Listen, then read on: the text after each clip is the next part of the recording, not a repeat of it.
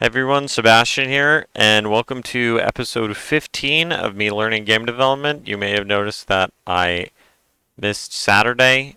Um, I didn't record on Saturday. Yep, that's just because it was my fault. It was my fault. I just waited too long. So yep, sorry about that. But let's just keep going. Let's just keep going. Episode 15, here we come. And let's just hop right into it. I'm going to do this one thing here. I'm going to try and understand this one thing that he's doing. And then I'm gonna try and finish this, finish the rest of this video here. And then I'm gonna end the episode because I really need to work on my time management. And unfortunately, I'm starting to record too late because I got distracted. Sorry. All right. That's enough for the introduction. Let's go. And also, apparently, my project contains compilation errors for some reason. Like, I have no idea why, because I didn't do anything to cause those compilation errors. I don't think. Yeah, there's nothing that I can think of that caused these compilation errors. So I'm just going to enter safe mode.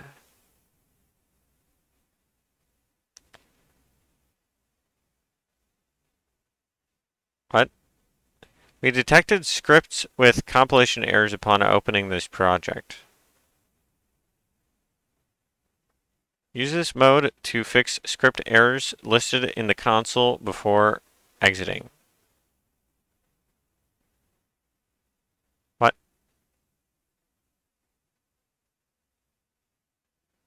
Oh, okay. I mean, should probably. Yeah, so I just like forgot to freaking move a I forgot to put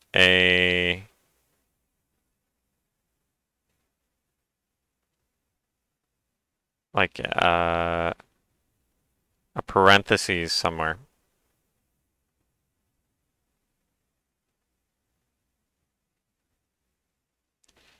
29 and 24.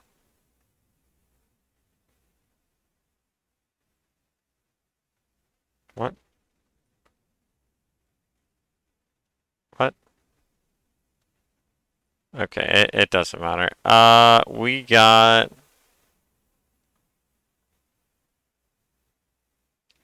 Yeah, I mean, whatever. I'll just do this. This is like the easiest thing. It didn't really need to have me go into safe mode for this, but that's fine, I guess.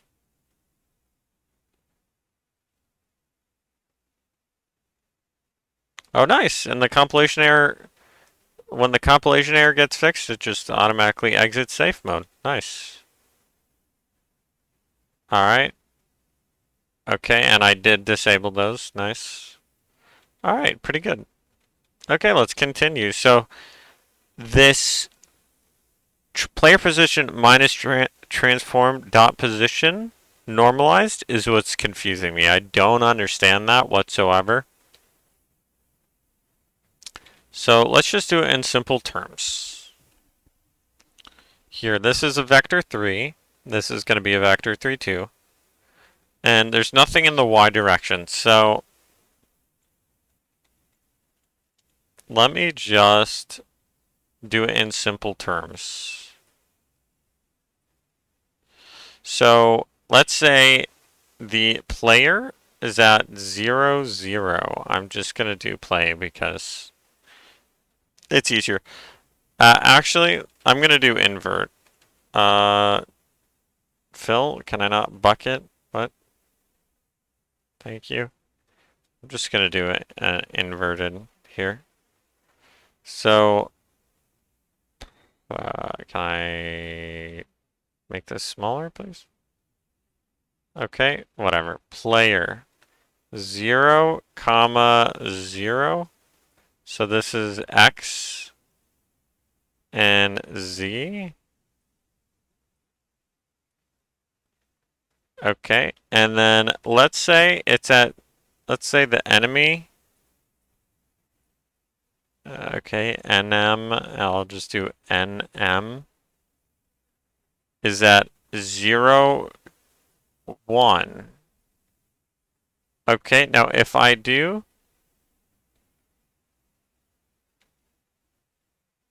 player dot position minus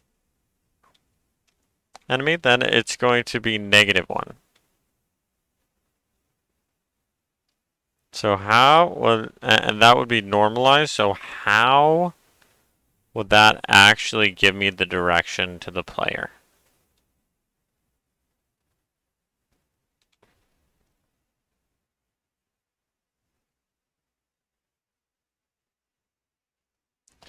How would that actually give me the direction to the player if I do a a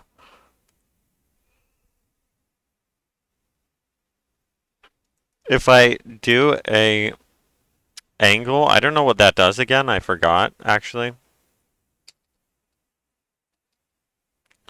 This calculates the angle between vectors. The angle in degrees between the two vectors. Alright, so the vector for this would be -1. Okay. It would be -1. This is the vector. It would be -1 in the z. Okay, how would that give... Let me think. What?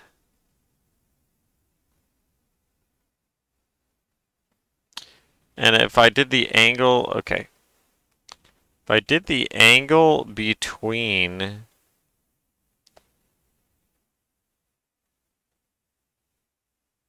So if I did transform dot forward...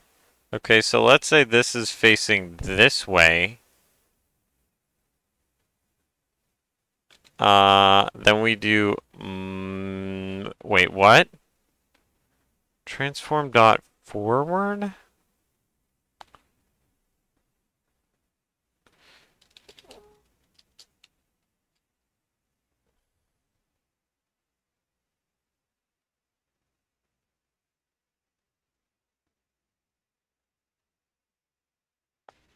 Okay, so this would be, forward would be...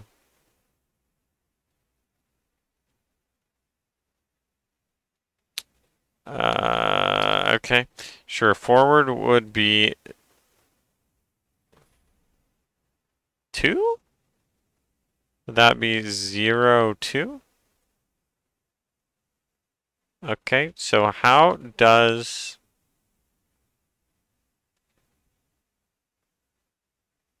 What? -1. Okay, so let's say 2, so it would be calculating, so that... What? So this would be normalized. I don't know what normalized means, really. And this would be 2, forward would be 2. And how would it equal 180? Like, how would it equal 180? How would it equal that? Because it would need to turn 180 to face this.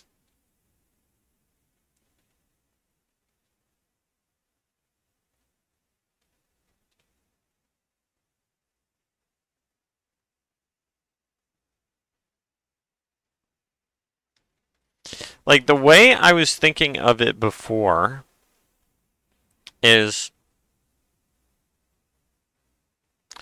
The absolute value, let me think. The absolute value. So let's say, sure, let's just do this again. Okay? Except let's have the player be at 1, 1. Let's do 1, 1. And that's the player, right? And the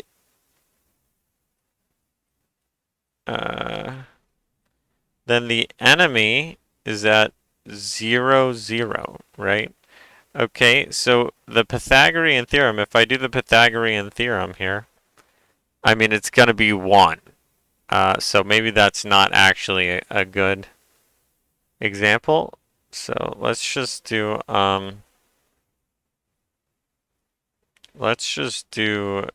2, 2. Let's just say this is 2, 2. All right, so this would be what? So this is the distance. This is the distance, right? So let's do x and z. Yes. Let's do x and z. So x squared plus z squared equals d squared. Right, okay, so that would be 4 plus 4, 8. So it would be the square root of 8. The square root of 8,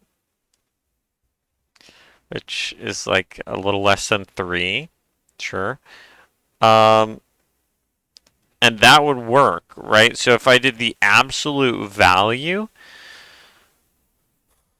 of, I mean, that would, what would that do? That would calculate the distance, but there's already distance. Actually, now that I'm thinking about it. So I don't actually need to do that. Yeah, I don't actually need to do this.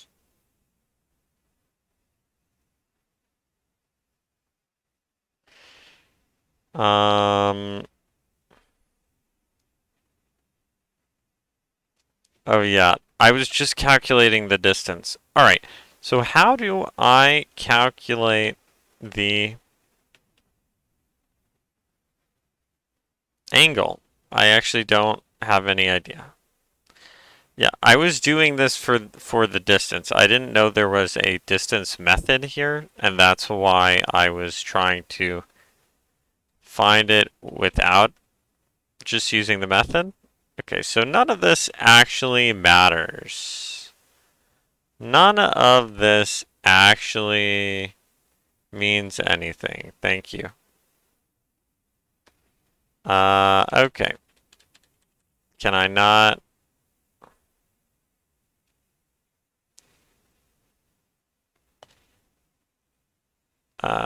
What?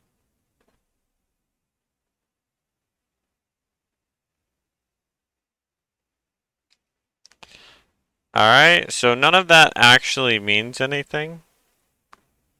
So now that I'm thinking about it, how the fudge do I calculate the angle?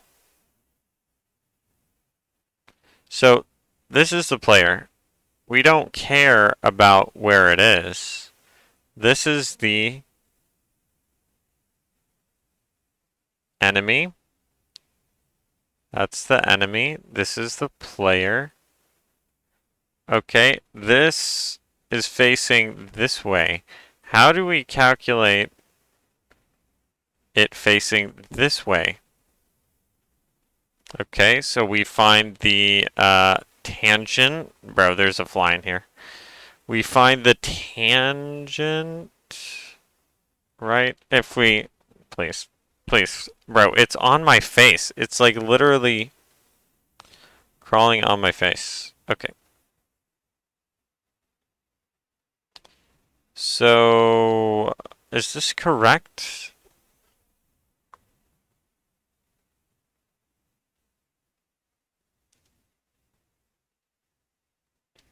No, because it would actually be this angle here. It would be that angle.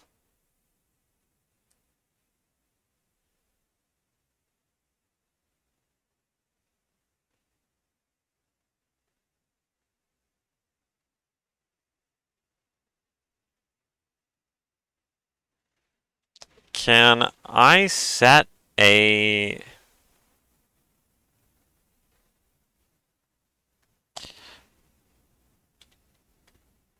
Can't... Shouldn't there be an easier way to do this? Actually, now that I'm thinking about it. So, I know there's a face toward...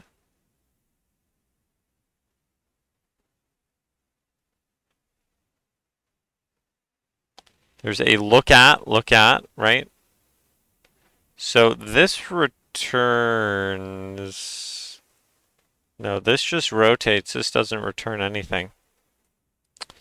Okay, let's just look through the vector methods here. Angle, angle between, clamp magnitude.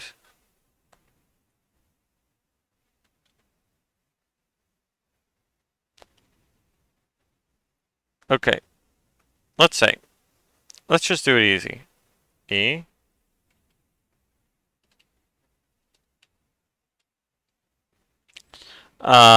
Enemy.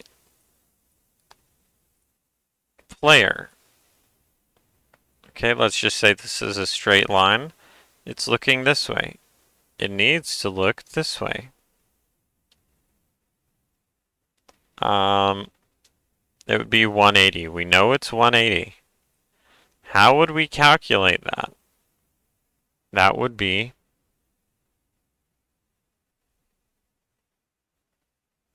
how do we calculate that based on the position?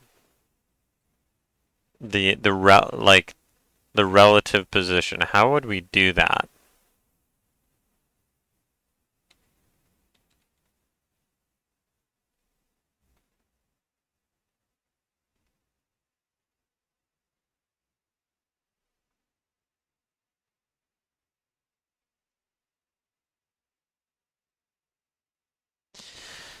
So direction to player. Direction to player. What?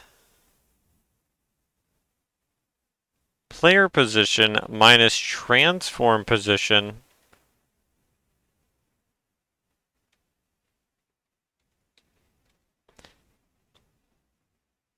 Dot normalized. And then it calculates the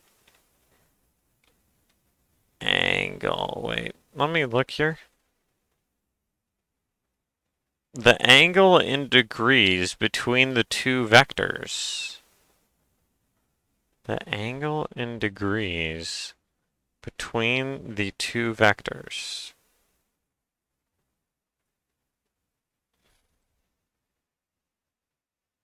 The angle in degrees between the two vectors.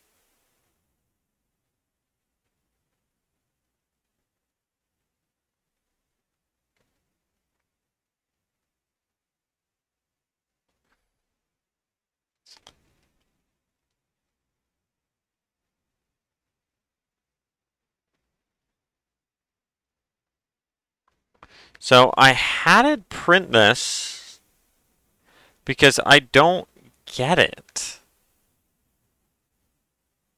I don't get it. That's why. Maybe I should just have it print the next thing because I don't get that either.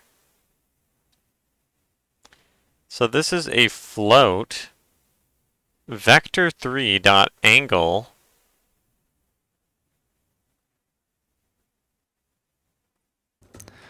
Okay, so that will just return the smallest angle between the two.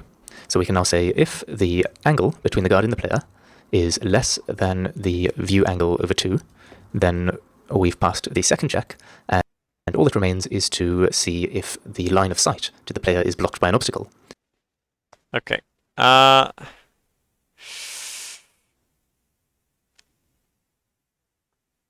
Yeah, I'm just not getting it. I'm just not understanding. Okay, let me just copy whatever he has here.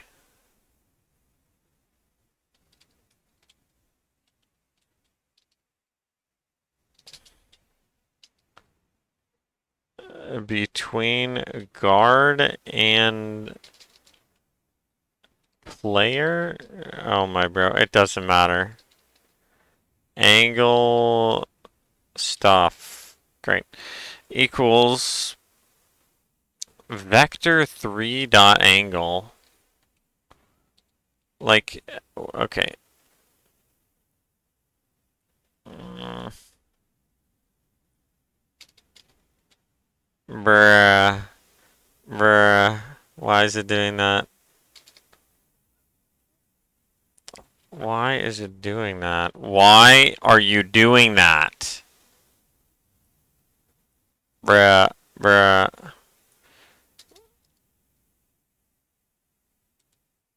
Okay. That is so weird. That is so weird. That's so weird. So I need to do that so it doesn't cause a compilation error. And then, great, we got angle.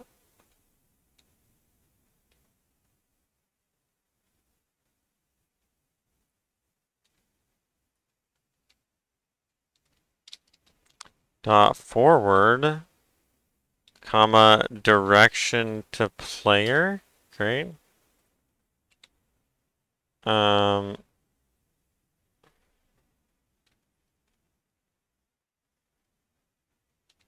okay, now let's print angle stuff. Print it. Angle stuff. Okay, now let us see. How does this work? How does this actually work? Okay, nice. Sure. How does that work? How does that work? How? How does that work?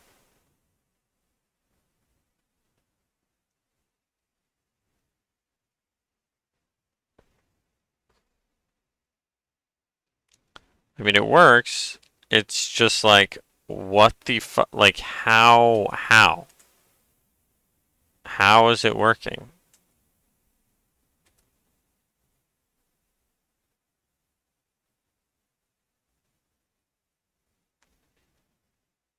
Like, okay. That's what I don't get is like, how? How is it working? How is this? How is this getting turned into this? Into the correct angle? Like how? How is that working?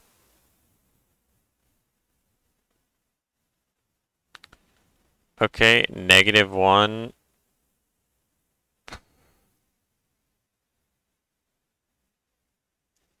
Okay, let me clear that one more time. Let me just have it do a full cycle here.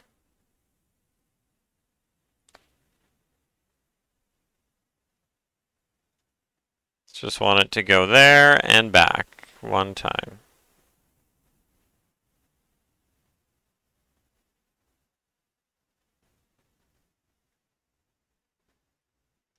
All right, great. And now we look. -1.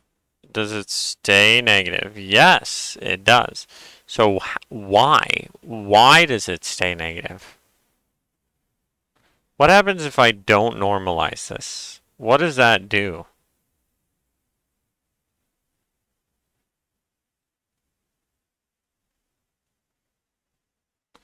Like, seriously, what happens? And I don't understand what normalize does. I really don't understand.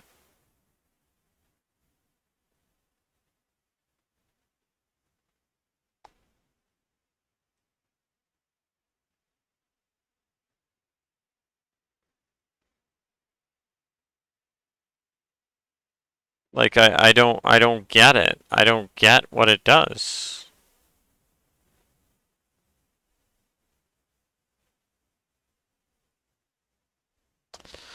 Like it I don't understand. I don't understand. I don't get it. I do not get it. I don't get it, bro.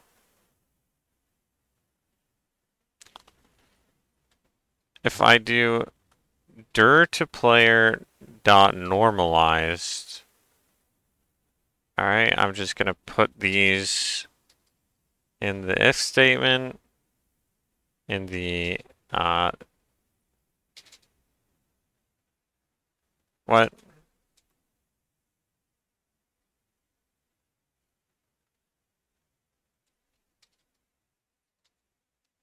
All right, beautiful. And then I'm just gonna do bam. And then that should print it every 3 seconds. That's fine. Like I don't understand. Like how does this turn into this when it's normalized? How does that work? Is it actually just a percentage? No, no, no. Because this is 1. I don't know what normalized means, bro. What does normalized mean? Returns this vector with a magnitude of 1. I don't know what a magnitude means. What is a magnitude?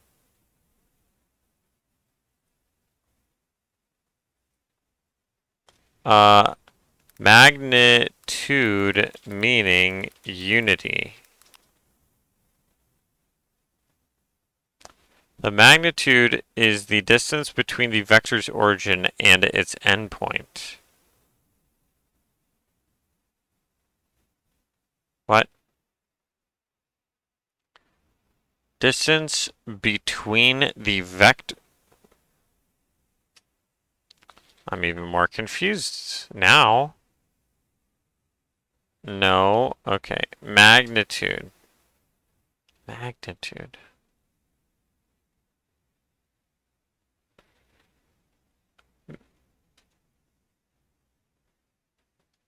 Of 1, meaning unity. Okay, let's do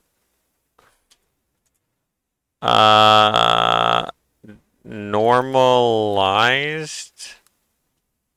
unity. Returns a normalized vector based on the current vector. The normalized vector has a magnitude, thank you, of 1 and is the same direction as the current vector. Returns a 0 vector if the current vector is too small to be normalized. Note that this does not modify the current vector. To modify and normalize the current vector, use the normalize function without a parameter. Magnitude of 1 returns the length of this vector. The length of the vector is what?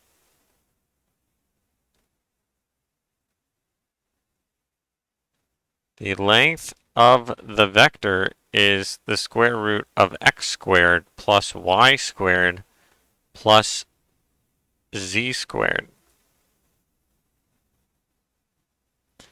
If you only need to compare magnitudes of some vectors,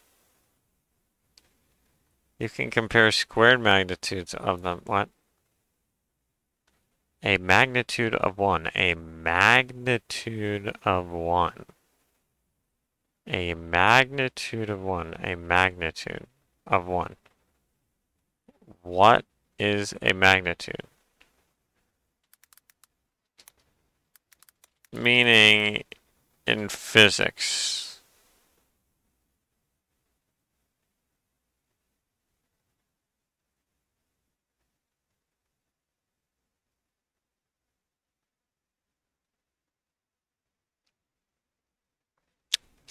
Okay.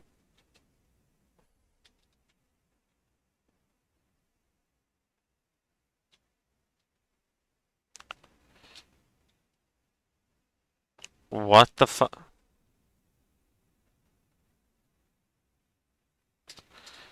Okay, this is not a method, so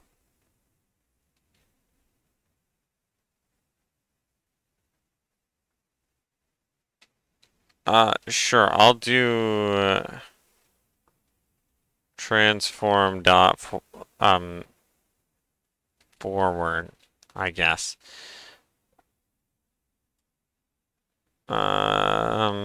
Sure, transform dot.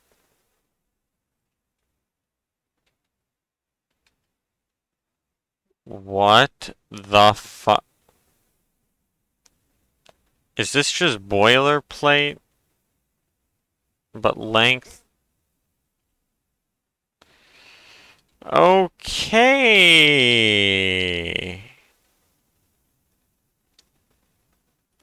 What does this mean? What does it mean?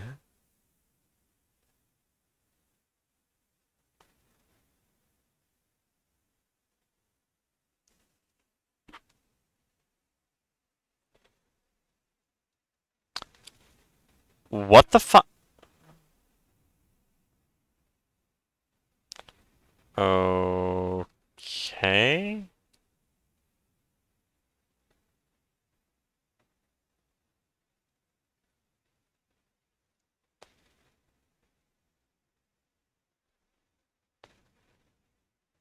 And it's always 0.999. Nice.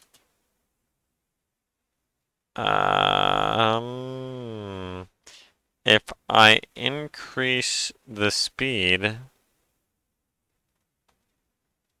to 20, then it should remain. Is that correct? It should stay as 0.99. It should stay as 1, basically. Yes. Okay, great. So magnitude of the vector. Yep, I know what that means. I know what it means now. But I don't see how that applies, honestly.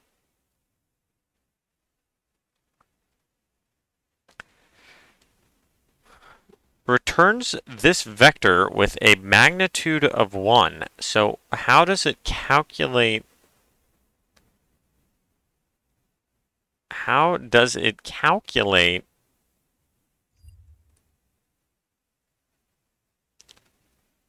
The normalized vector has a magnitude of 1 and is in the same direction. What? How is it negative then? How's it negative? And is in the same direction. How is it in the same direction? What? I'm confused. I don't I don't think I'm going to understand this actually.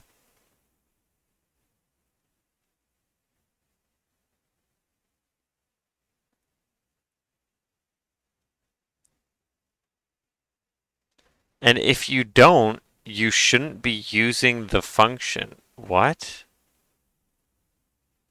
Where exactly is your knowledge incomplete?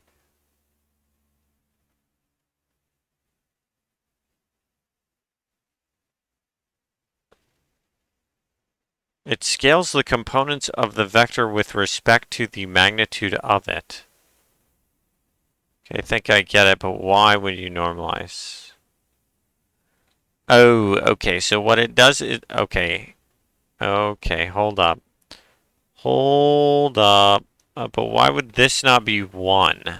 Is my real question. Why would this not turn that into 1.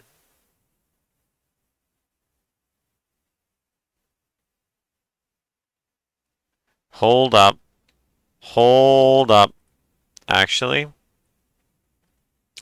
does it take into account all of the previous? Yeah, does it take into account all of the previous vectors? Let me look. That would be weird if it did. Though, actually, that would probably mess up a lot of things. Yeah, so, in physics, it's like you throw a ball at this, you throw a ball at this angle, and to break down the velocity, you say it's going like 3, bro, that's so ugly, 3 meters per second. And then up, you say it's going like 2 meters per second. And then this is them combined, pretty much. And so this is the magnitude, so it'd be have a vertical velocity with a magnitude of 2. It would have a horizontal velocity with a magnitude of 3. And then, this would have like a diagonal velocity with a magnitude of whatever. I'm pretty sure that's what that means. And this is a vector. This is a vector. They don't call this array, they call it a vector. I understand. So, yeah. That's what it is in physics. I'm assuming it's the same here. Okay, let's see if I do this. Then I let that run for a little while. What the fudge? Can I please? Okay, okay. Sure, so that's that, and then it changes.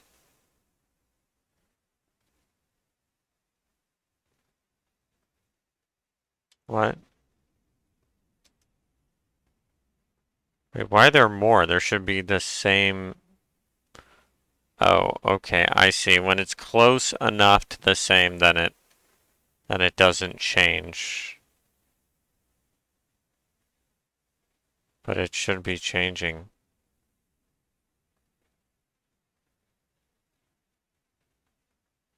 What?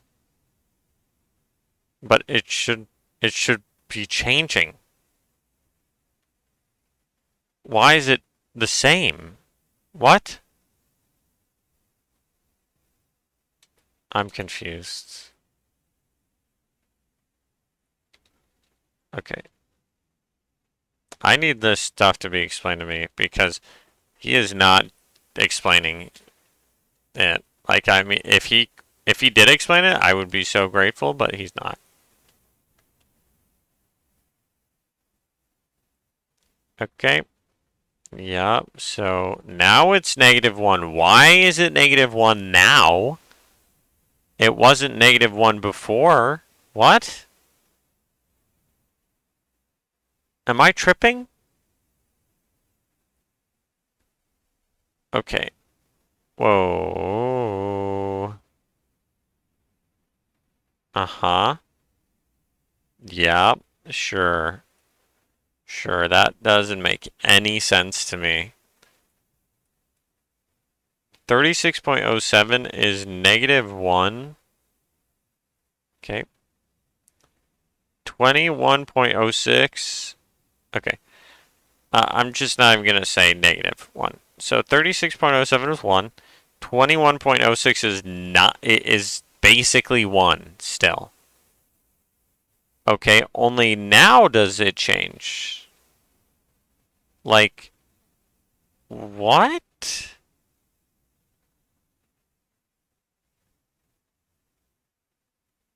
I'm so confused, bro. And then this is 3, 3, and 3. So why does it change? It changes from 0.08 to 14 to 44.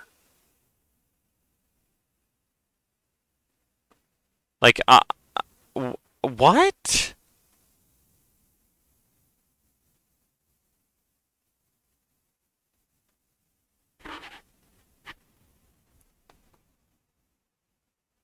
Direction to player. Like, it. I'm so confused. I'm so confused. I'm so confused. I'm so confused, bro.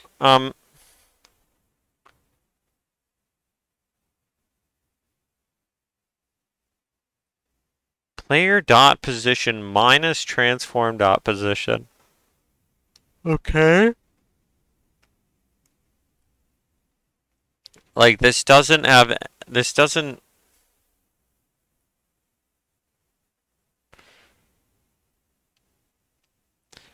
like the same exact values are not returning the same output. That's what's confusing the fudge out of me.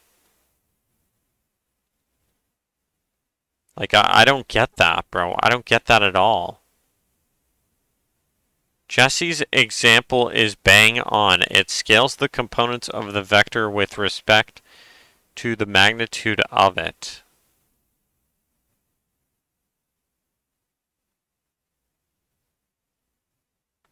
Okay, I think I get it, but why would you normalize? Combination of a direction and a magnitude. Normalizing a vector takes the magnitude out of it, leaving you with just a direction. Technically, it's a vector with a magnitude of 1, but because 1 is the multiplicative identity. Hold up.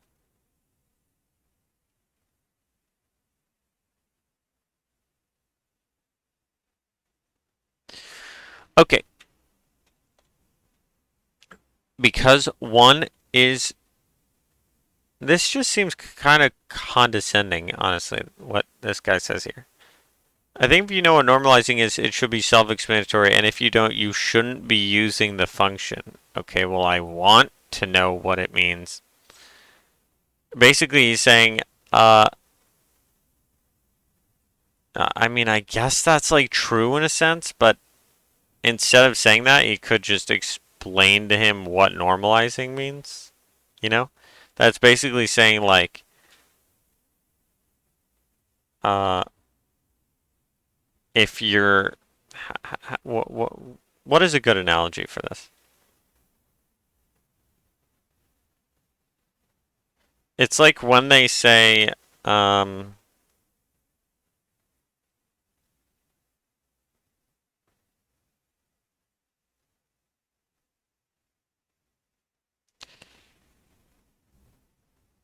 I mean, basically, this is based. Okay, basically, this is the same as saying, as someone asking, "Hey, what does this tool do?" Like if they have a shovel. Let's say someone asks, "Hey, what does this tool do?" Like yeah, what does this tool do? If you don't know what it does, you shouldn't be using it. Okay, well, I can't use it if you don't tell me what it. It's yeah. Uh, like that's just not helpful. That is just such an unhelpful statement. If you don't know what that tool does, you shouldn't be using it. Okay, that's why I'm asking what it does. Whatever, whatever, whatever, whatever. Vector 10 kilometers north, direction north, magnitude 10 kilometers. Okay. Multiplying magnitude by a normalized vector sends you a distance of that length in the direction of the normalized vector. There are countless reasons to do it, and you'll come up with them as you code more. Sheesh, bro, this was a long time ago. So, okay. It keeps the direction.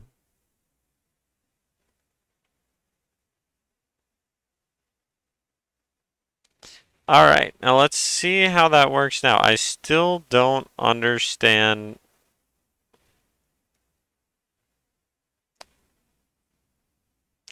You know what? Why don't we do this? Okay. Print player dot position. Okay. And then print transform dot position.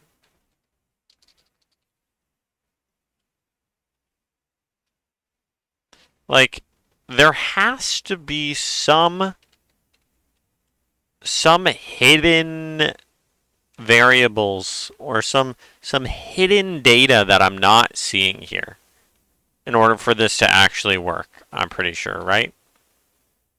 Like, okay, actually, I want to not do this. I want to not do that.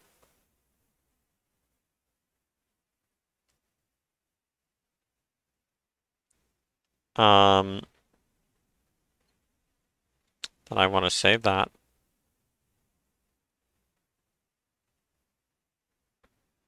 Okay, and now I'm going to play this. Nice. So it's gonna print. Also,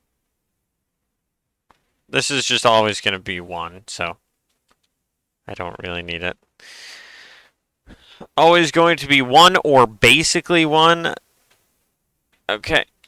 Okay.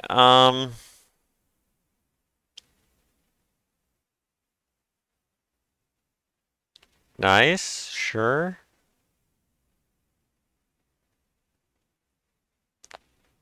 Why did I do that? Okay.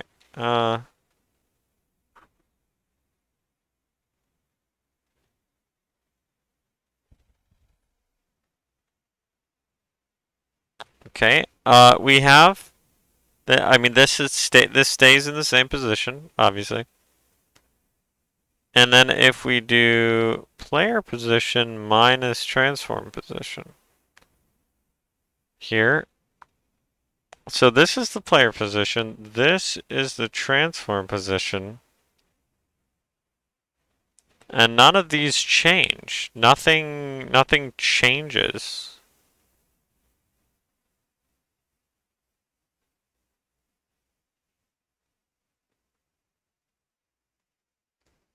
So, okay.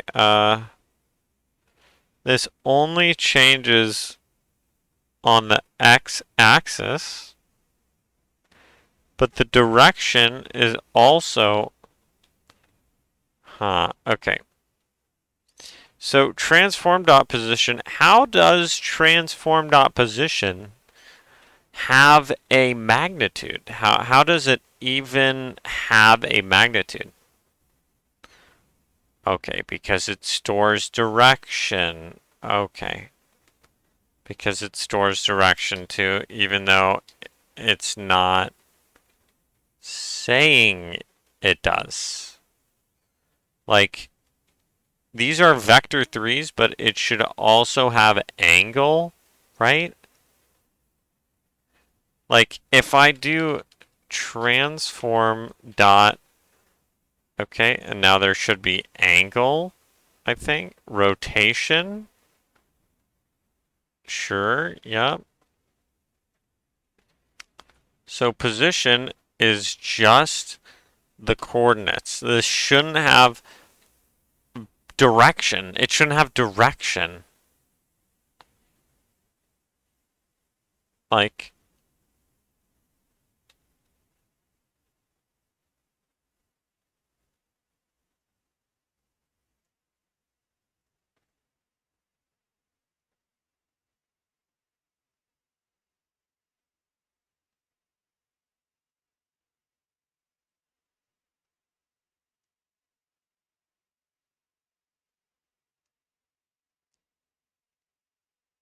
Leaving you with just a direction.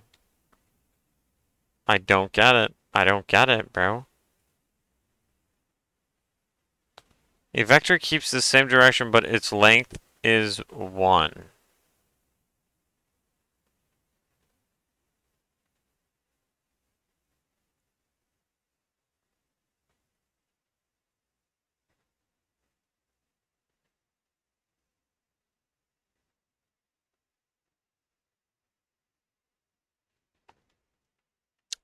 Okay, so you're telling me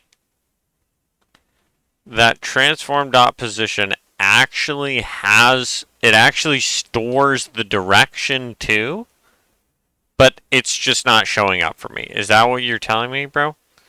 Because that is so convoluted, it's unreal. Okay, I'm exaggerating a little bit. That is so convoluted. That is so convoluted. I mean, if this is just doing calculations,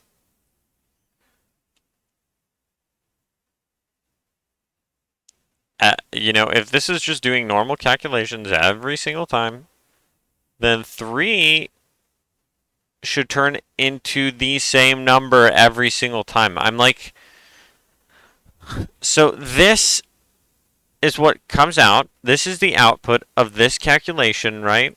Okay. Yeah, so this is the output of this calculation. If it's normalized, it should have the exact same output. Like the output of the normalization should equal the same number every single time, but it doesn't. Like that's what I'm confused about. Like what the fudge? What the like what? This is so convoluted. 3.08, 4.14. Like I am just so confused. I'm so confused. I'm so confused.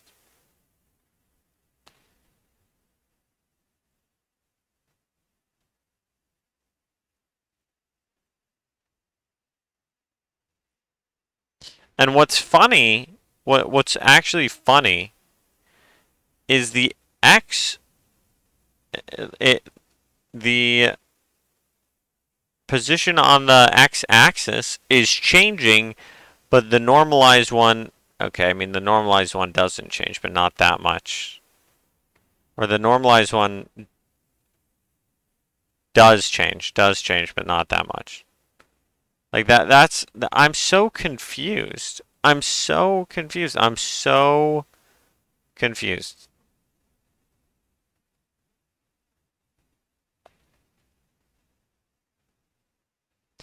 A vector is a combination of a direction and a magnitude.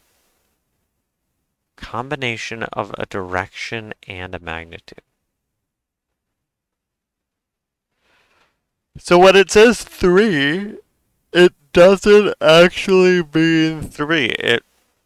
I mean, but this is the output. That if this is if it's just outputting this calculation as 3 numbers, then this should then the normalized output should be the same as well, right? I mean, okay. Maybe it doesn't. Maybe it doesn't. Maybe this is doing some fancy magic vector, subtraction that I don't know about. And then when it comes back here, it's staying as a vector and it's doing some other fancy magic vector calculation that I don't know about. Like that is the only that's the only thing I can conceive is happening.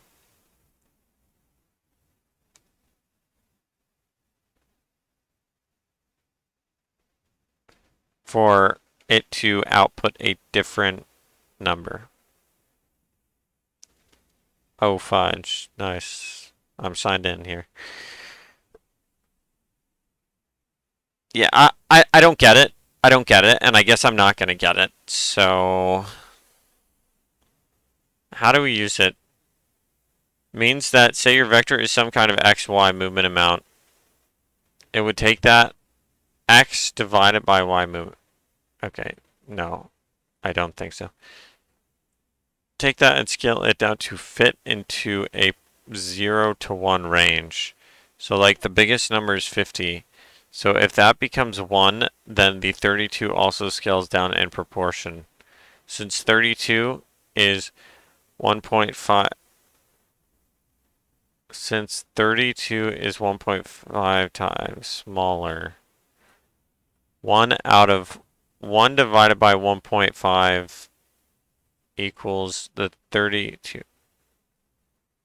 The 32 becomes 0.6. So then the normalized vector is 1 comma 0.064. What?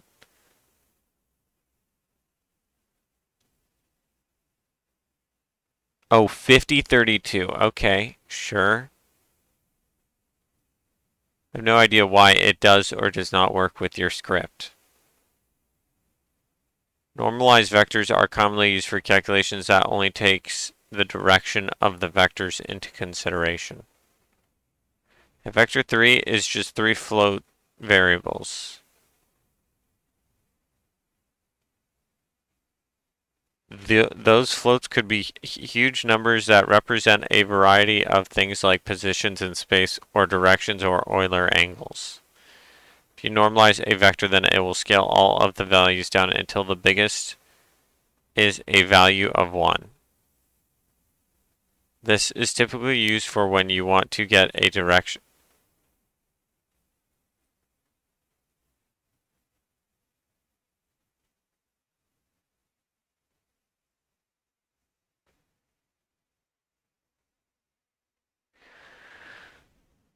Then it will scale all of the values down until the biggest is a value of 1.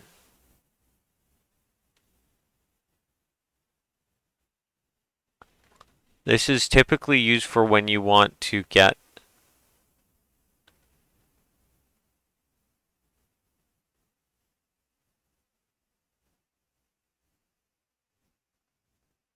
positions in space which would not have a direction. That would just be 3 numbers. It wouldn't have a direction. Okay.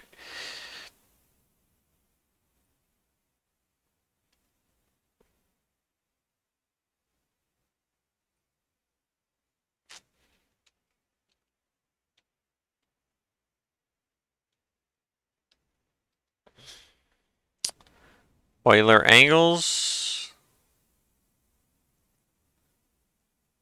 is just rotation. Sure. Okay, forward is blue axis. Then it also has right and up. Okay. The green axis of the transform. The green axis. Okay, so what that would do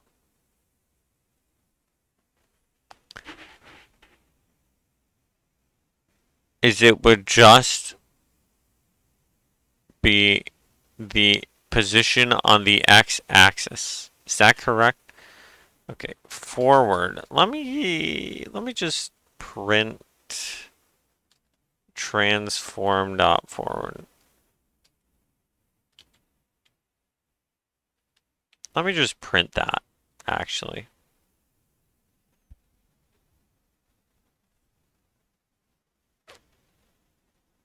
Keep forgetting to stop it. Whoops.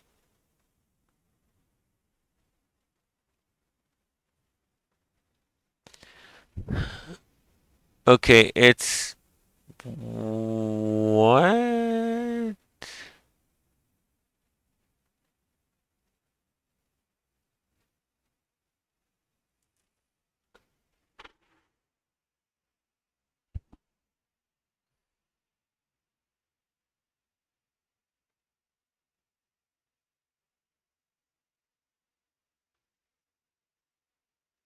Uh-huh. Okay, so It's the same thing every single time. And now it did +1.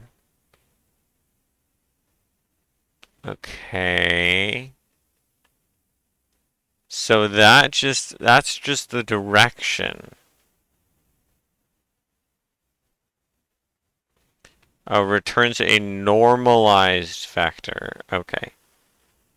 Got it. So it will literally always be 1. Nice. 1 or -1. That's cool. Or 0 if it's standing still. I guess that's fine. You know what? Let's just double check. Let's make this stop. Let's make this... Uh-huh.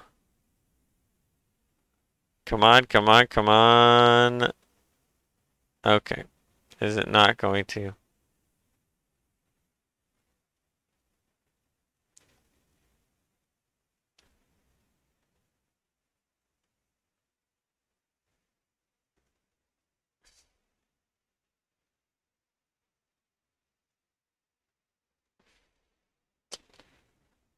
Okay. Yeah, let me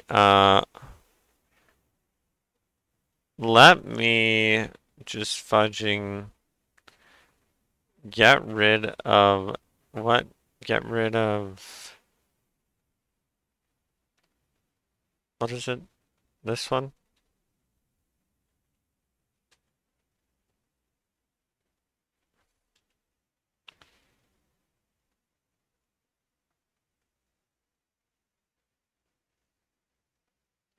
Yep, let's just get rid of this and this.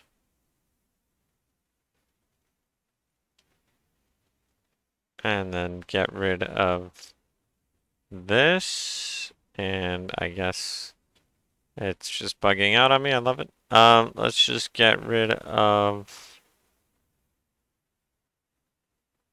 unnecessary assignment of a value. What? Oh, because I don't use it. So now let's check and see what happens. Don't care. Thank you.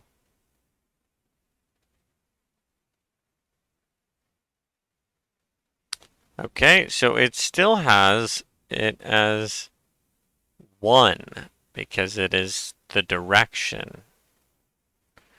Good to know. Good to know.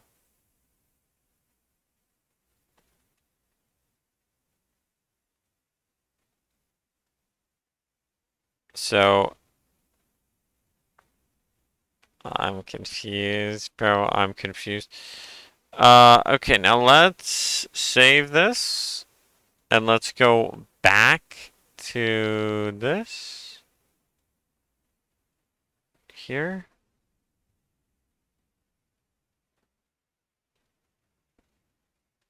Actually, I don't need this. I don't need to print that anymore.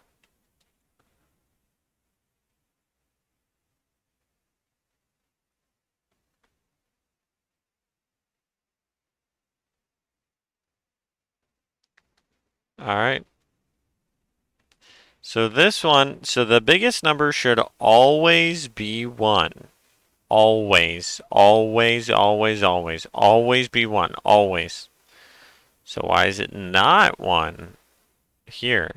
And why is it 8, 9? Why is it 8, 9 here? That's my real question. So if like, scale all the values down until the biggest is a value of 1. Okay, great. So if we do some calculations here, if we do some calculations, I have the calculator right here, and we do 36.08, what? This should not be 0.01.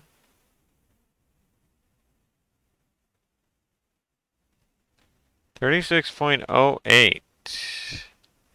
It is not, so 0.5 is not 1% of 36.08. That is not true at all.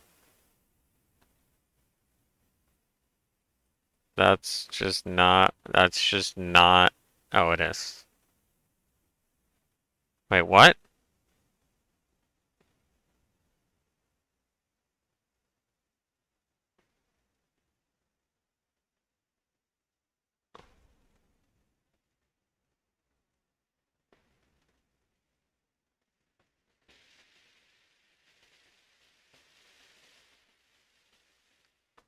Wait a second.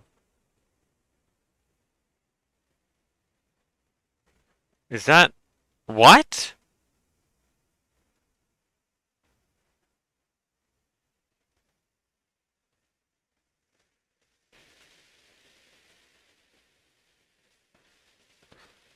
Oh.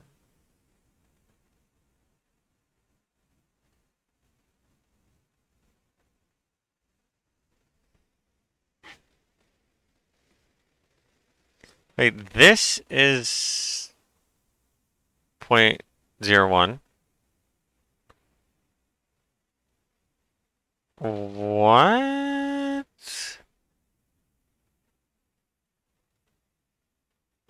When does it become 0.02?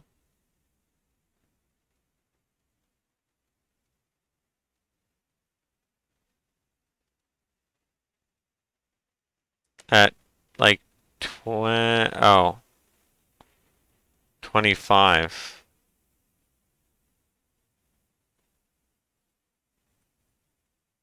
Whoops.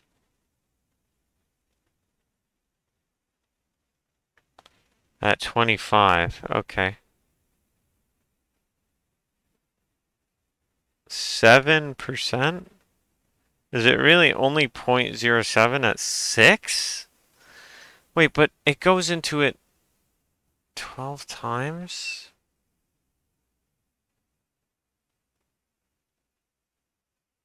Seven times 12 is 94.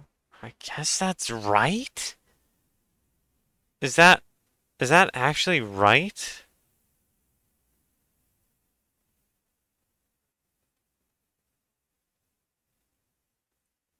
Am I just stupid? Am I actually just stupid?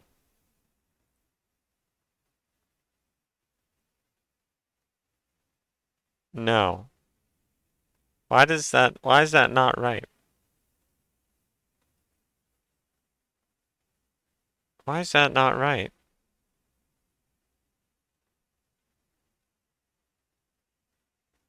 0.08? Uh, that seems about right. Yes.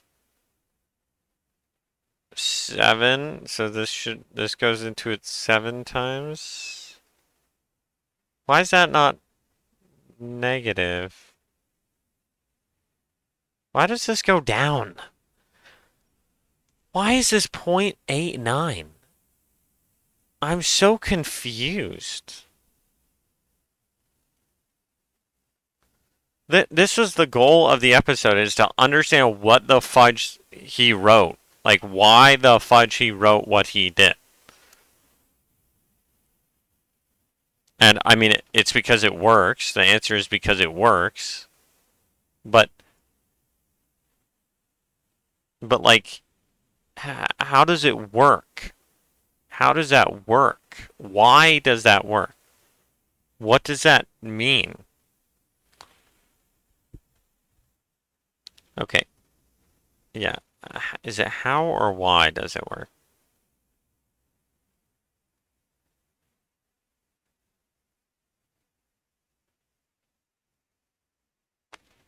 I guess both. Okay, this is 7, so that's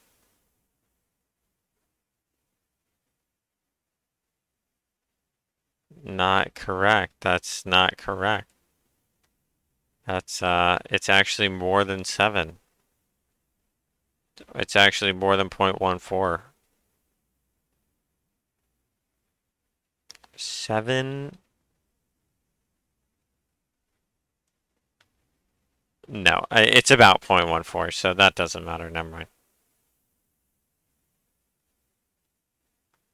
Okay, then it goes to 0.44, so 3.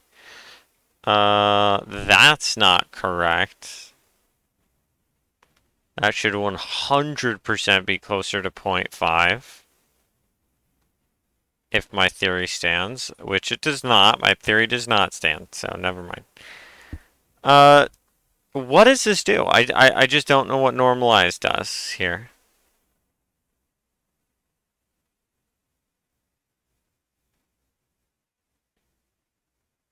When you want to get a direction,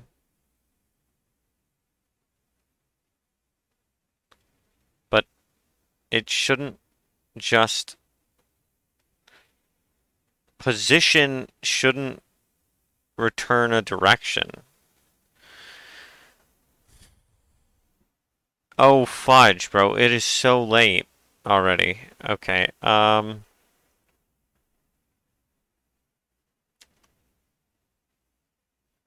want the distance included.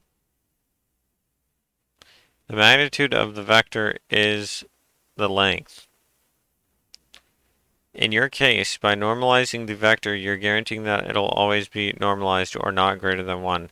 This is great for controlling math since you can't throw huge input values in and make the character move insanely fast. Just to clarify, normalized vector has a magnitude of 1, not the sum of floats to be 1 graphically. Okay. Same direction, but since the magnitude is 1. Okay. That's not a complete sentence, but that's fine. As a basic example, let's say your player is at the start of the... Okay.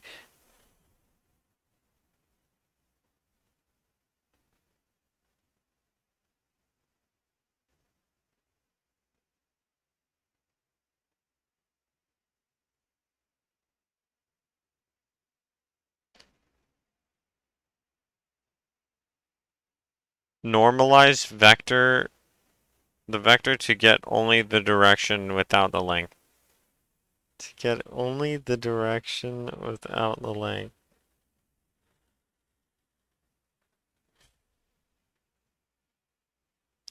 But that would just be... What? That would just be... Okay, wait.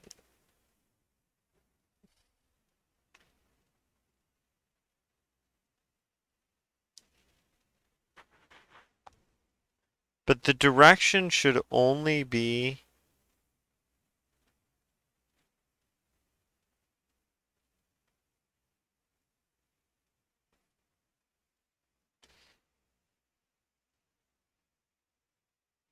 Okay, wait, but that's not calculating the direction. It's calculating this. How does this work?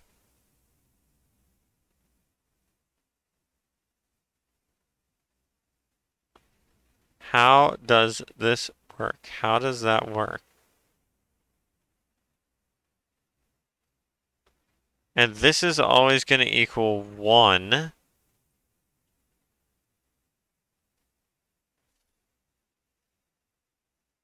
This is always going to equal 1, 0, 0. Or negative 1, 0, 0. Okay. Okay.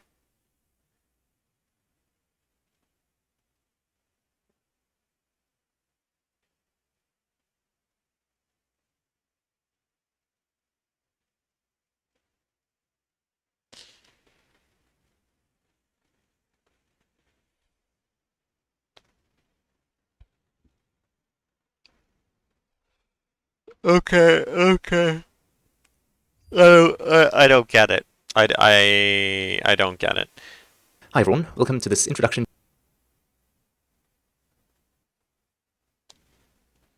I don't get it. I'm just gonna have I chose to. Wix for my business because of its massive scope for functionality and... Hello everyone, in this... Okay. Yup. This is just a learning episode. He doesn't actually code Hi everyone, here. welcome... That's also learning Hello everyone, welcome to episode. episode.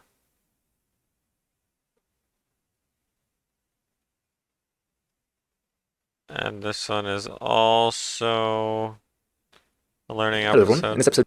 because by learning episode I mean like actually does I mean teaching. I mean it's all teaching, whatever. You know what I mean. In engine. He doesn't do anything in engine.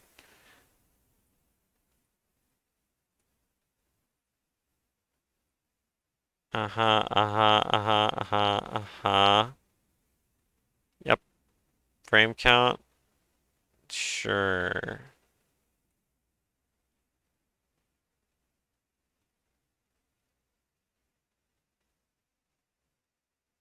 Get distance between 2 points. What the fuck?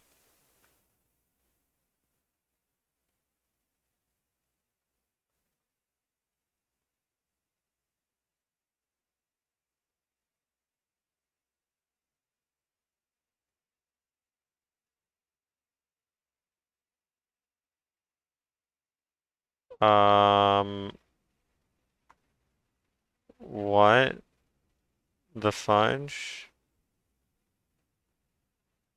I guess, yeah.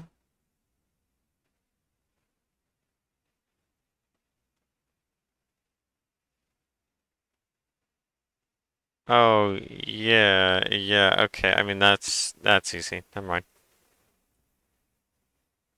When does he start doing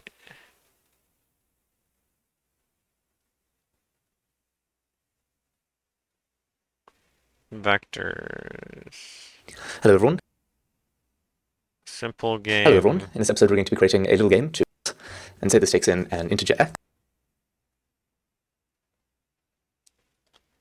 Bruh, bruh, bruh, please. Internet, please work. Please. Set a new random time. So overloading. So if I want a random number between 5 and 2 as floats, it will return a floating point number. Note that in the summary of the integer version, we can read that it returns a random integer between min inclusive and max exclusive.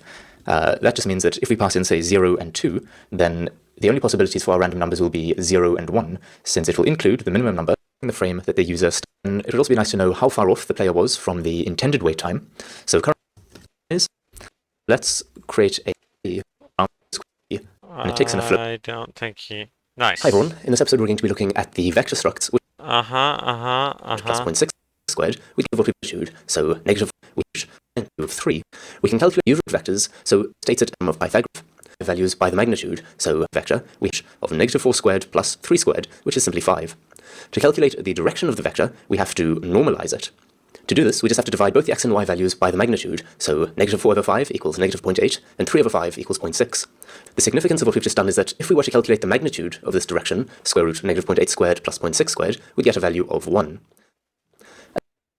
As a practical example of why this is important, say we create a vector 2 from the player's input. Now imagine the player is holding down the left and up key, so we have an input vector of negative 1x and 1y. Now say we want to move the player object a distance of 3 units in that direction, so we multiply this input vector by 3, giving us negative 3 by 3. We then move the player object negative 3 units on the x-axis and 3 units on the y-axis. But if we now measure the distance the player has moved, we can see that it's about 4.2 instead of the 3 we intended. The mistake we've made has allowed the player to travel faster when moving diagonally, and it's a pretty easy mistake to make, so remember, if you want to treat a vector as a direction, you're going to have to normalize it first. I find it helpful to think of a normalized vector as fitting perfectly inside of a unit circle. Our unnormalized input vector with a value of negative 1x, 1y clearly lies outside of the circle, whereas if we normalize it by dividing it by its magnitude, that being root 2, it will have a value of approximately negative 0.71 and 0.71 lying along the circumference of the circle. Now, because vectors conveniently define an x lying along the circumference of the circle. Now, because vectors conveniently define an x, y, and in the case of the vector 3, a 2, it will have a value of approximately negative 0.71 and 0.71 So he just lying along explained the it circumference here of the for circle. me. Thank you. Now, negative 0.71 and 0.71 is it by dividing it by its magnitude, that being root 2, it will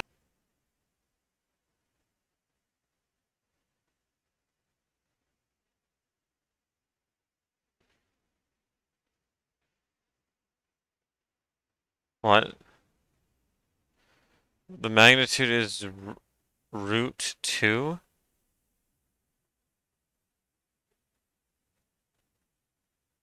What? Oh.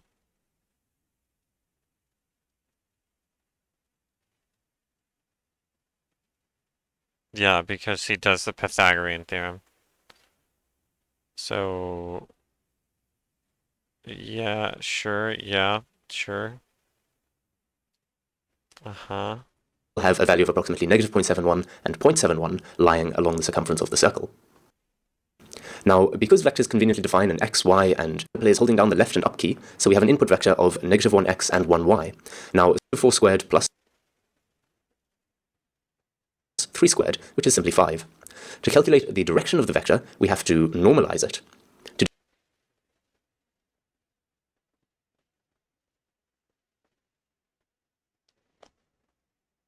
To calculate the direction of the vector.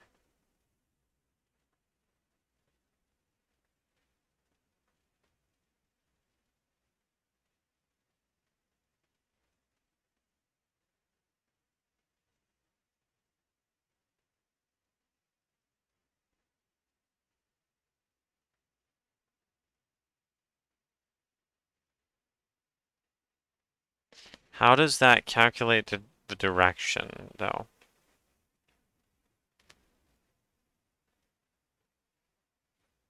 To do this, we just have to divide both the x and y values by the magnitude, so negative 4 over 5 equals negative 0.8, and 3 over 5 equals 0.6. The significance of a magnitude, so by a root of negative 4 squared plus 3 squared, which is simply 5. To calculate the direction of the vector, we have to normalize it. To do this, we just have to divide both the x and y values by the magnitude, so negative 4 over 5 equals negative 0.8, and 3 over 5 equals 0.6. The significance of what we've just done is that if we were to calculate the magnitude of this direction, square root negative 0.8 squared plus 0.6 squared, we'd get a value of 1. As a practical example of why this is important, say we create a vector 2 from the player's input. Now imagine the player is holding down the left and up key, so we have an input vector of negative 1x and 1y. Now,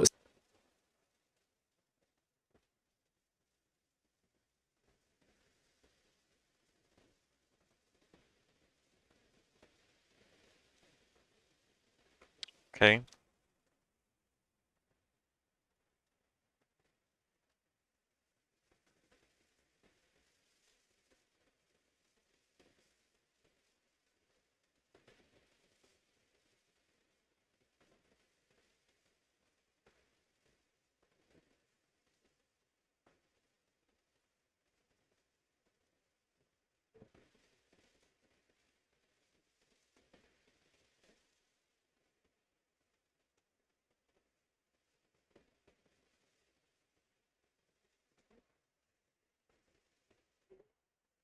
Direction to player.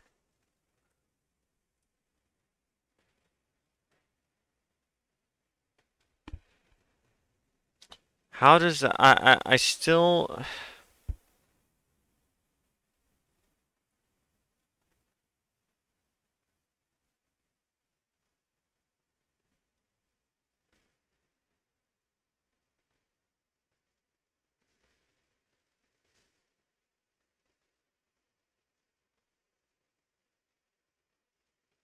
okay, I understand how this is the correct angle that, okay, I understand how this angle is the correct one that the enemy needs to turn to get to face the player. I understand that, okay? Because this is always 1, 0, 0, okay? And then this one is always relative. This one is always relative to where the enemy is facing.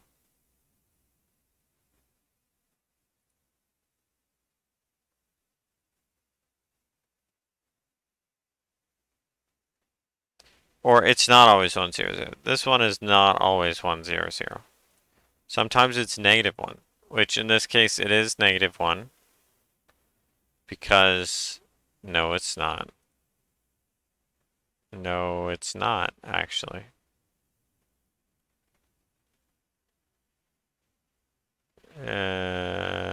Yes. Okay. Yes, it is. Okay. So at this point in time, let me restart here.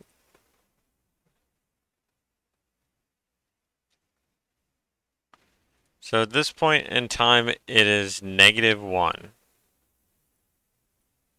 The forward vector is -1, 0, 0. Okay. And now it's 1. Okay. So it's calculating what it would take to face the player here. Okay. And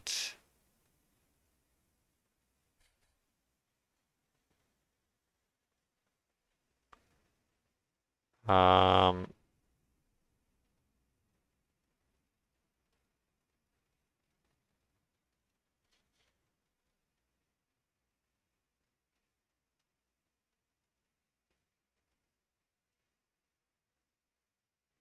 okay, and now that it's so now that it's +1 facing this way, it has to turn however many degrees to get to this number.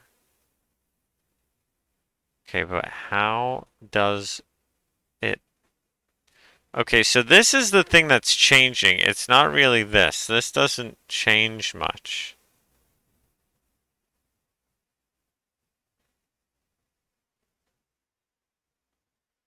But how does normalizing it get the direction?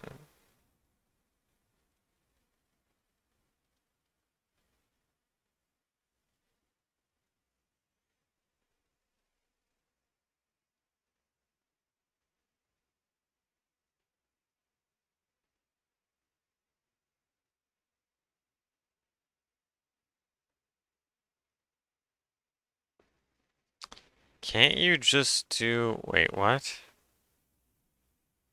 Vector 3 dot distance? What?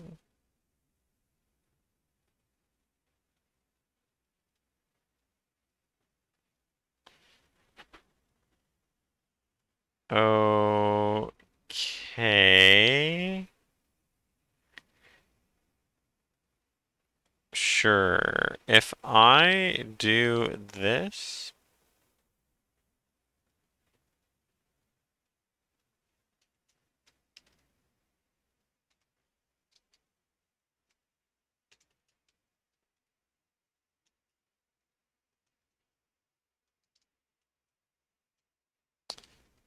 and let me look here.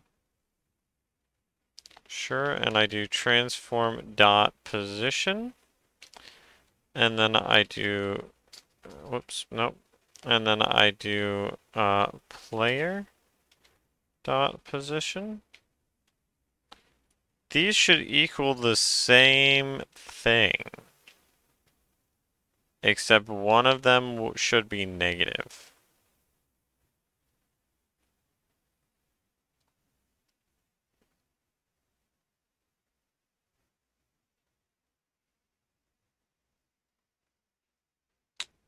Okay. Um,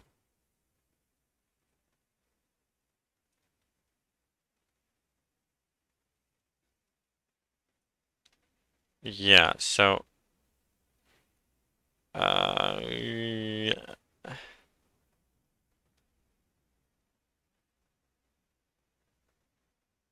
Yeah, these should equal basically the same thing, except obviously I guess this is not a vector here. Like, isn't there just an easier way to do this?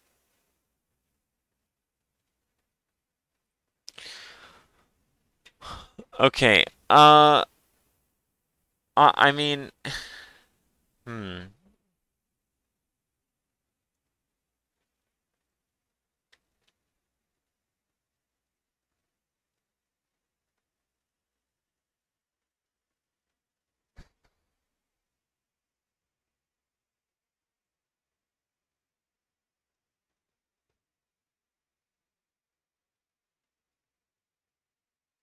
So this represents a vector in space here. Let's go back here. So let's just do the 2, 2 thing again. So this, no, let's not do the 2, 2 thing. Let's do the, what is it, 2, 3? 2, 3. So 2, 3. That would bring it here.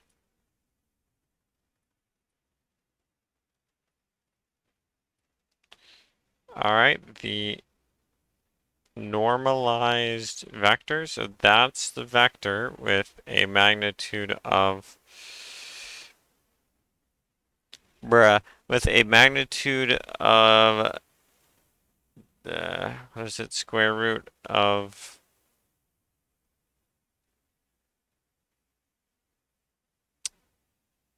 13, square root of 13.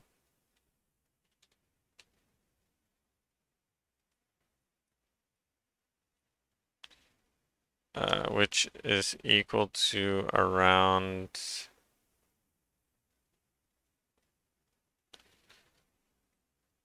yeah, I mean, it's in between 3 and 4, obviously. Oh my bruh.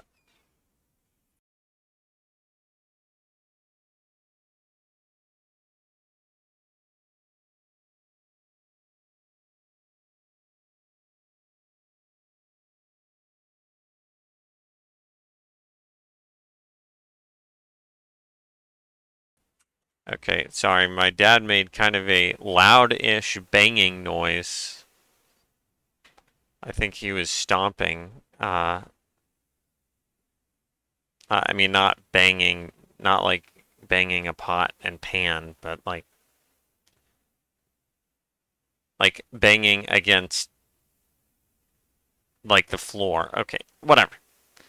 Pretty much he had a loud stomp. Okay, square root of 13 is like 3 point whatever, blah, blah, blah, blah, blah. Okay, great. If we normalize this, then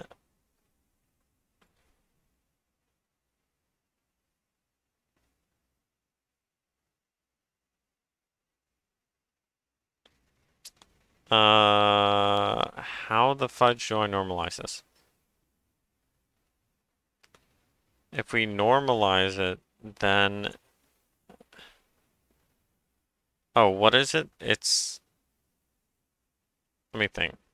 Oh, okay. It is,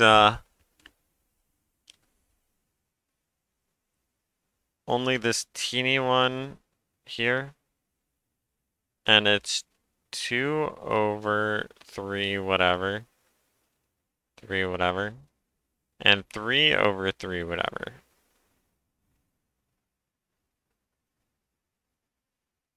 Okay. So now let's calculate, I don't know how that helped me, but now let's calculate this here.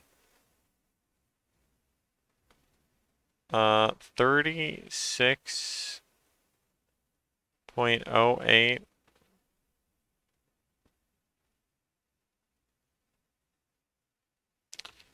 Okay, I actually don't know how to calculate this in 3 dimensions.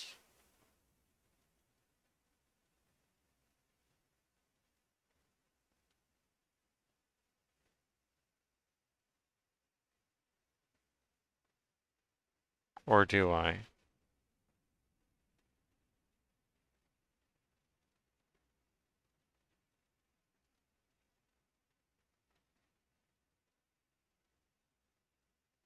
Do I have to do 3 calculations, really?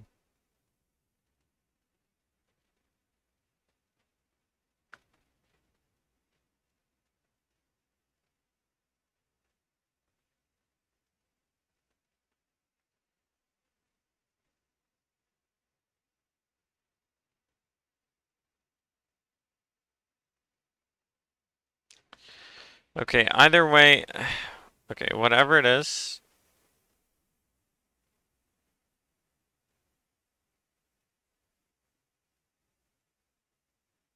Okay, wait. So we want to move the player object down the left. As a practical action, then 3 over 5 equals 8 squared x. X and y value this is by the math. So what we've just done is that if we were to calculate the magnitude of this direction, square root negative 0.8 squared plus 0.6 squared, we get a value of 1. As a practical example of why this is important, say we create a vector 2 from the player's input. Now imagine the player is holding down the left and up key, so we have an input vector of negative 1x and 1y, give access. Free side of 1 and 0.71. Wait, so the only time it's gonna be 1, or like the only time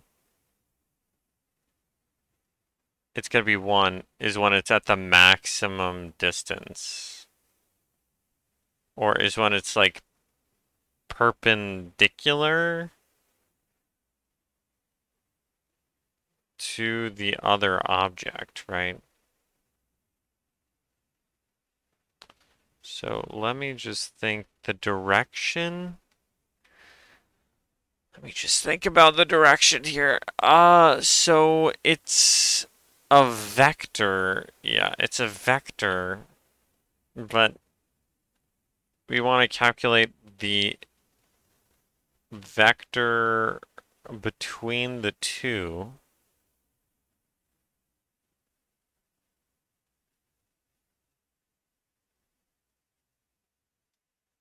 Let's just say, what is this, 23.5? Okay, 23.5.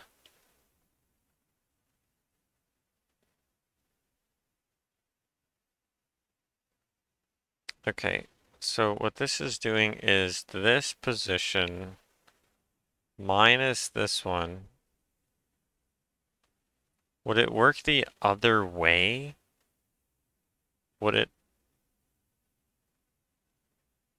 work the other way?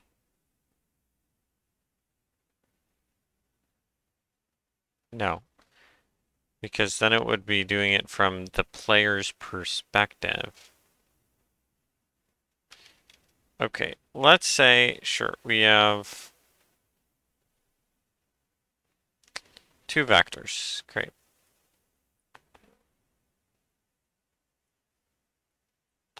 We have this one.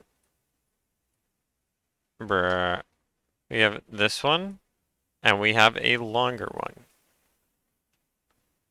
Okay, if we want to calculate the vector in between them, then we just take this part here.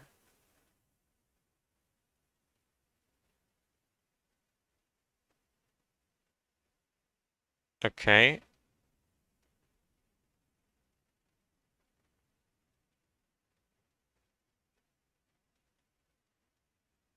And if we did this, let me think.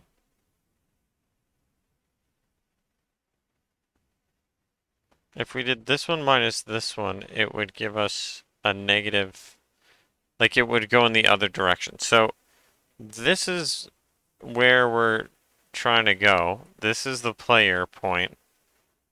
Player point. This is the enemy point. So that's why we do player minus enemy, I think. Okay, I'm not completely getting it. I'm not completely getting it, but I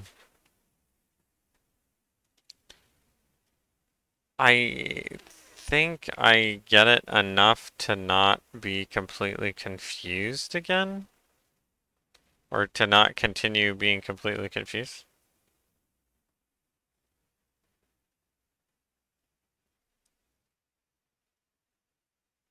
Hello. So let's just That's where the light is still in continue. dot object. Oh, now I believe I can finish and the direction. this. I believe I can finish this today. So this normalized gives me a vector, gives me this vector, but only small. So it doesn't have the magnitude, it only has the direction. Okay, and what this does is it gets the angle between where the enemy's facing, which is like this way. What the fudge is going on there? What in the world? Sure. So let's just say it's facing like this way. So this is the vector to the whatchamacallit. Yeah, it still has to.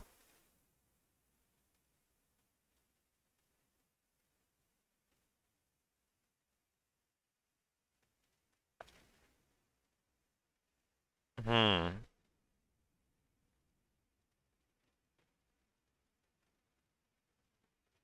So the Y and Z don't actually matter here.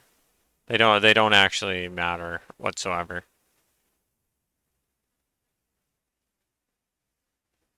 So you literally could just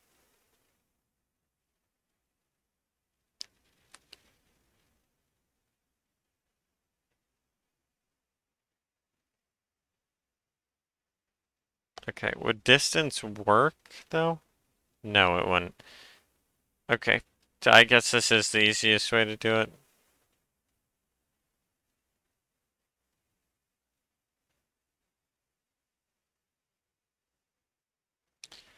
Oh, okay, no, but I see. I see. The Z actually does matter. Does the Z matter?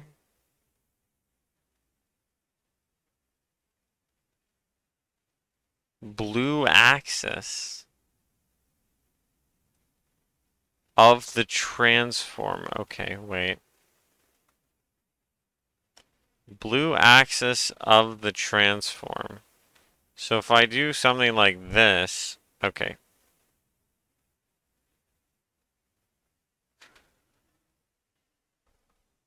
Uh,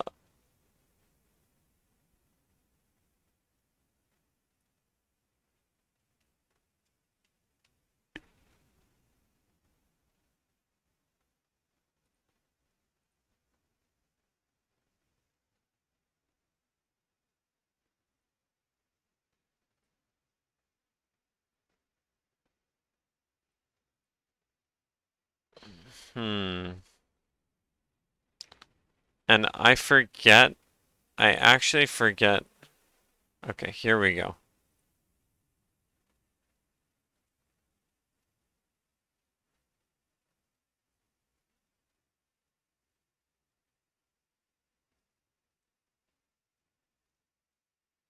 Okay, so, huh.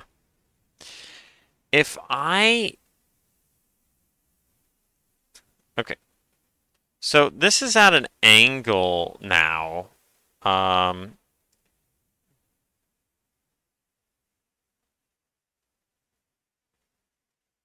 okay, first off, let me just do that. So if I rotate this, I'm gonna print transform dot forward here. So transform dot forward.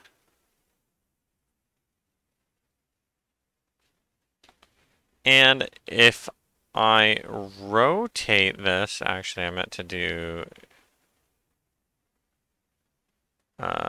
you know what? I will just do this. I'm so sick of this, bro.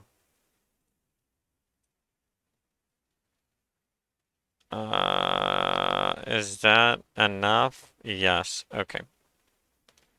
So if I do this, if I rotate it now,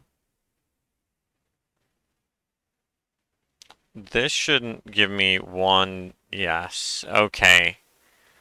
This, yeah. So this shouldn't give me, and it doesn't give me just just a vector on X here. It actually gives me the complete vector. So that's good to know. That's good to know.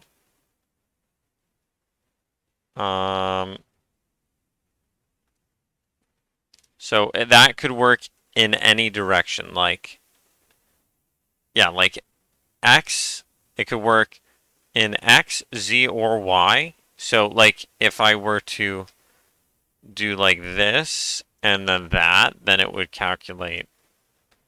It would be a vector in the three in like with the three values. It would be a vector with the three values. So that basically calculates the angle anyway. That's like the angle, but in vector form. Okay, so that's what I was confused about a little bit. Okay. So that does calculate it in vector form, basically, which is pretty good.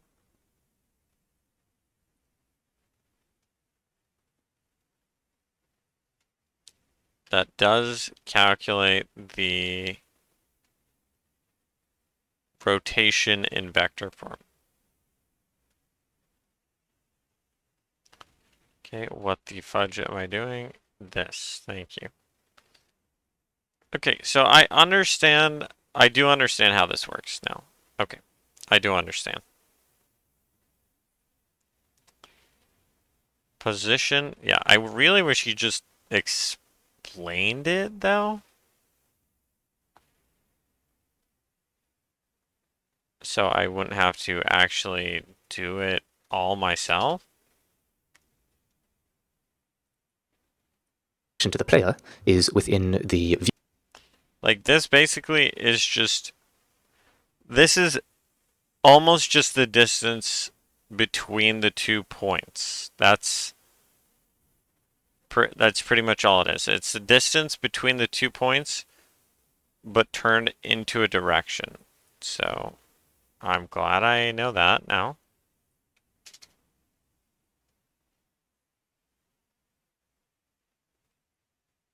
So now I can just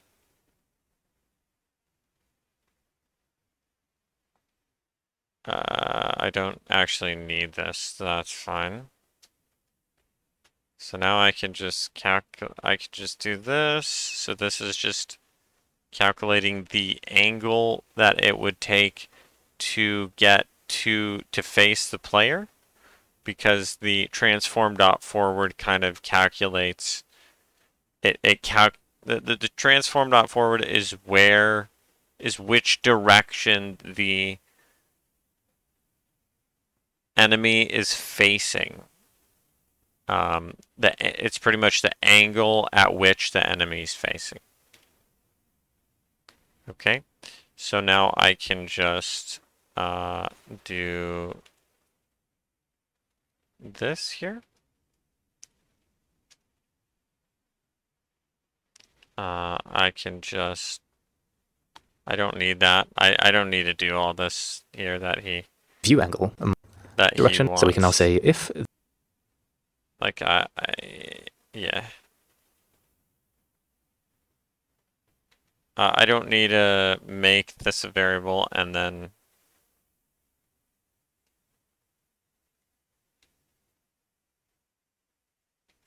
yeah.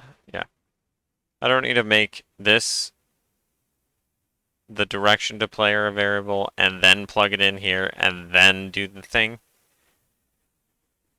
I mean, yeah, I'm still gonna make this what is it, angle to like a more apt name would be angle to face player.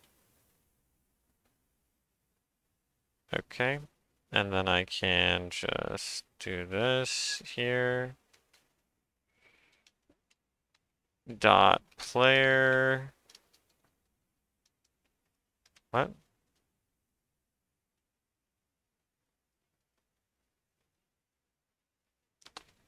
Oh, whoops, sorry. I meant player dot position. And then transform dot position. Sorry, minus transform dot position normalized. Okay, I'm probably just gonna do this. Normalized and then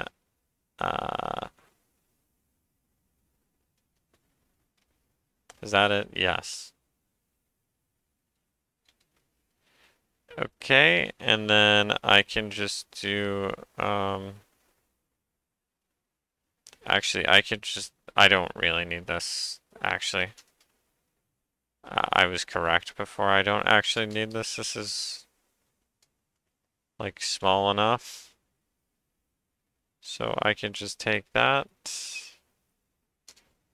And then I can just do this is less than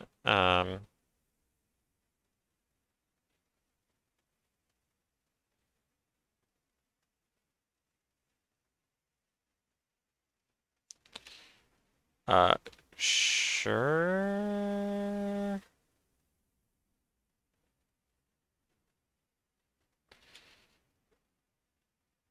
Flashlight dot angle. Flashlight dot angle. Oh, spot angle is what he did before.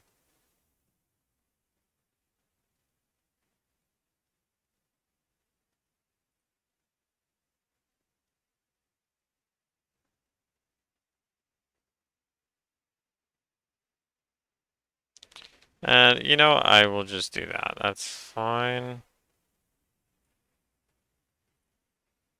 And I could just do that.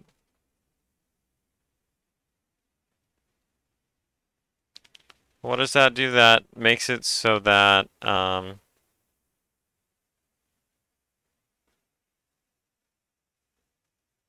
okay, if the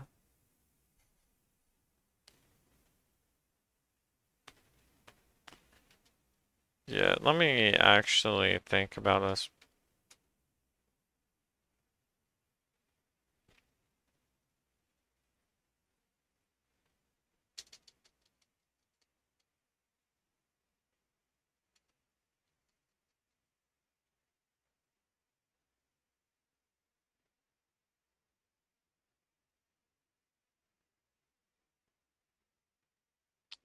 So inner spot angle divided by The 2. angle between the guard and the player is less than the view angle over 2. So I don't know why he does divided by 2. Oh, because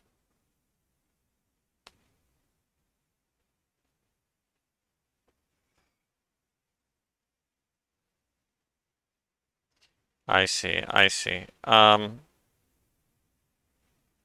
Because this returns a positive one, and if it's not divided by 2, then it's just going to it's going to be larger than normal because looking directly at the player would be 0. So moving to so rotating to a degree where the flashlight angle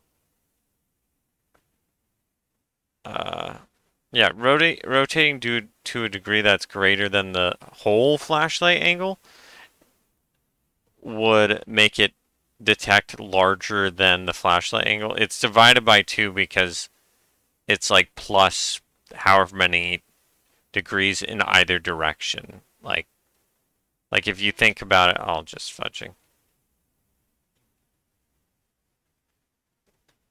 Like this is the direction that the enemy is facing. This is the player here.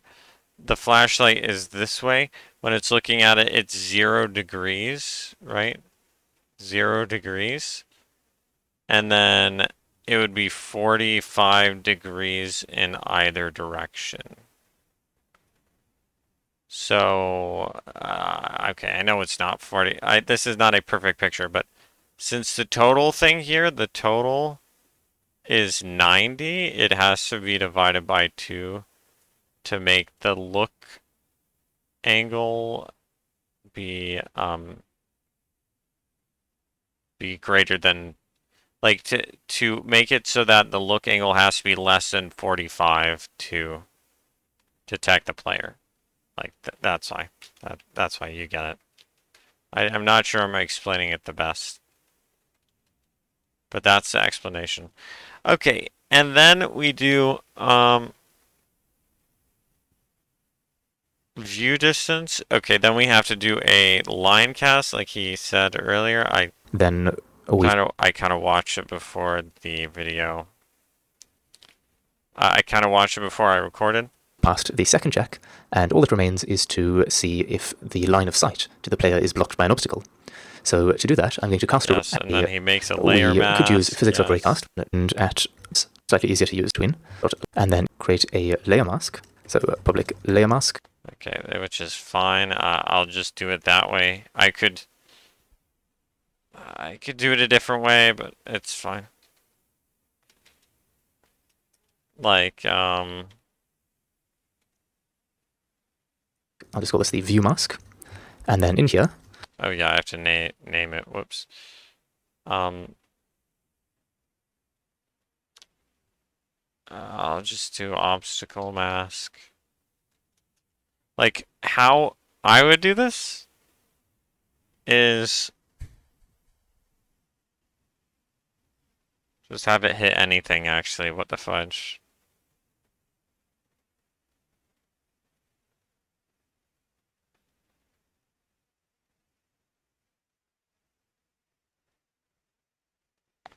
Yeah. I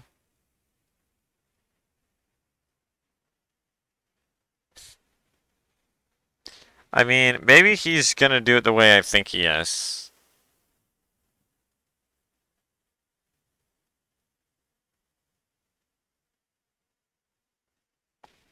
Like, how am I thinking I would do this? I wouldn't make a public layer mask for the obstacles, or would I? No, I guess this is the easiest way to do it. Never mind. And physics dot. He does line cast, which I don't actually like. I would have been doing that way early. I would have used this before if I actually knew it existed. So I can just do transform dot. What is it? Start. Yep, I can just do transform dot position and then position. Sorry, player dot position. And then let me look at the overloads here. Oh, nice.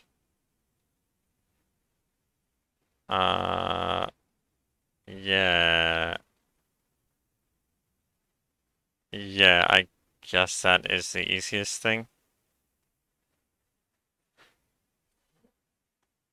I'll just say, I'll just name this obstacle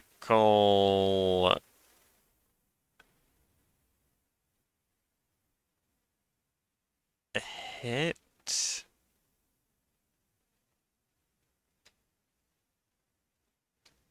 I'll just say obstacle, honestly, fudge it. Okay, and then that should work. So now I just do this. Then I go back here, and then what? Oh, okay. Then I can just do this.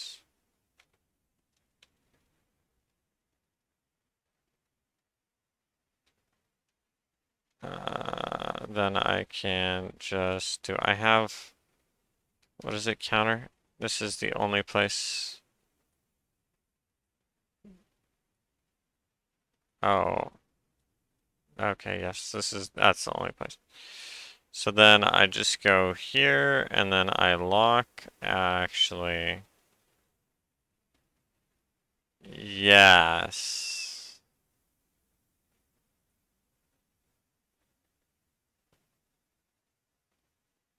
What? Oh, yeah, I can just do obstacle.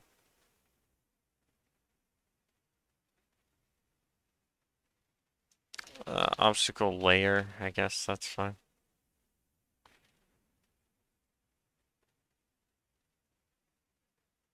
Yep.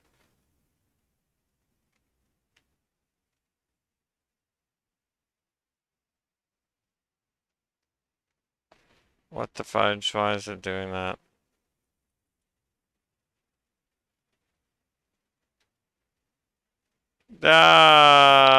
See, 3270. Oh, whoops. Obstacle layer? Or should I do... Yeah, that's fine. Alright, and then what we do is we do this. Actually, what do I do here? It has a layer mask. So what I do is I tag this as a I tag this as an obstacle.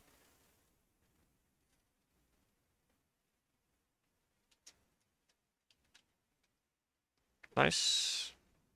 And I can just remove this.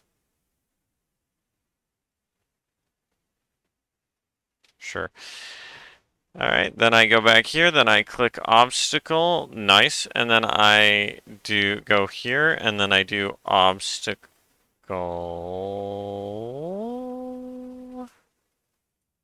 No, that is a tag. That's a tag. That's a tag. That's a... Okay, let's do untagged. And now I can remove that. Thank you. Okay, layer, we got, oh, what the fudge? 0124. Okay, just gonna do obstacle. Nice. And then go back here, do obstacle, and bada bing, bada boom. Perfect. Oh, and then we go bam, then we go here, then we go obstacle.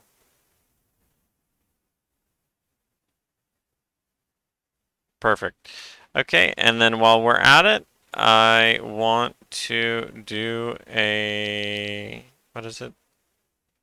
Do I have draw line? Do I have draw line? No, I don't. No, I don't. Uh, draw line, draw line, draw line, draw line. Oh, I may have to make this a ray, actually. It's fine. Transform dot position, player dot position. Okay, and then we got color dot red. Nice, easy.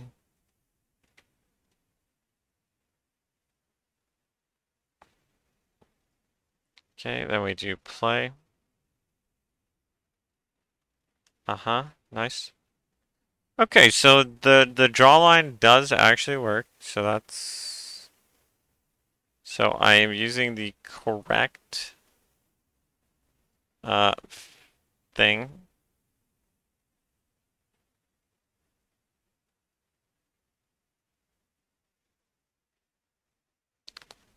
Okay, and why do I have this here still? This is the only instance of this. Nice. Cool. Yeah, I didn't actually need that. That's fine.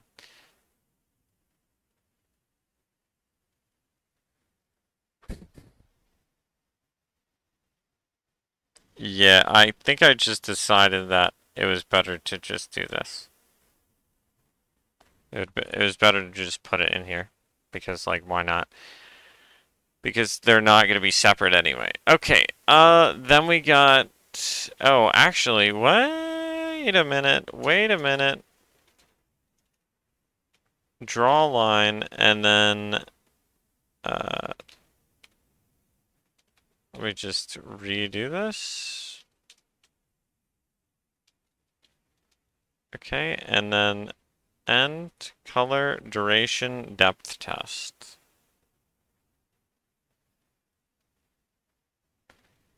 I don't know why. Oh.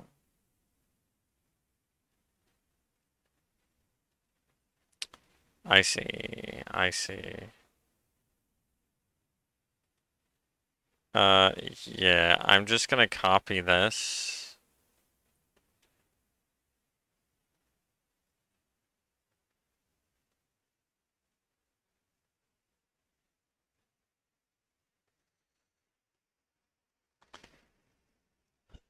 Huh, is there a way I can draw this, actually?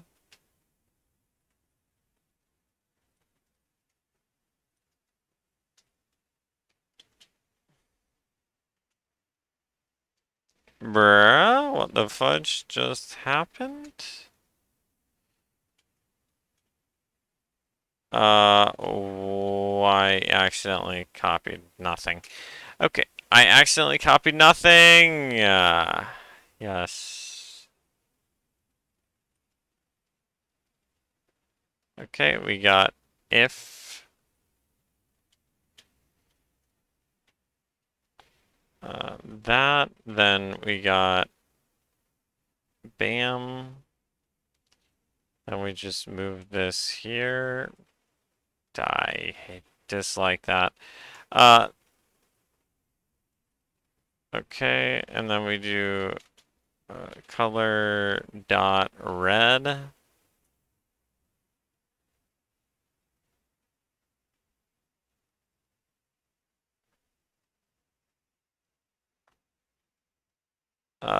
You know what? Yeah, I think I might be able to do this maybe.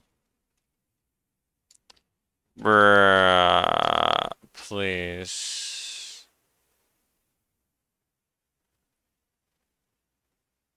And this is maybe not gonna work, but that's fine.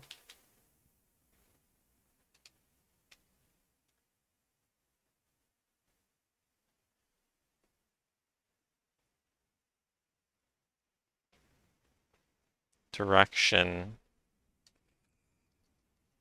Uh,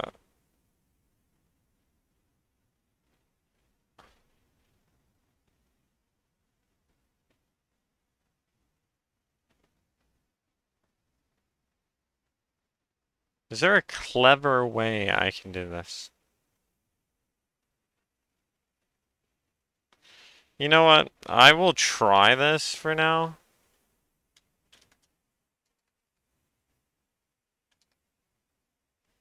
And if it doesn't work, I'll try something else.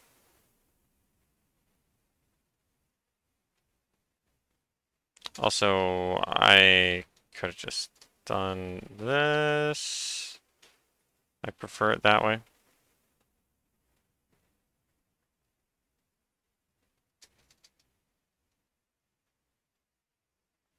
That kind of does look uglier, actually, now that I'm looking at it. Yeah, never mind. Okay. I boom. I boom.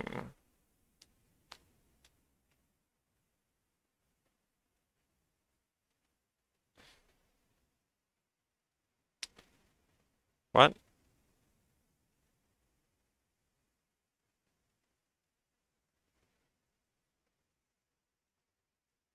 These are all obstacles. Am I wrong?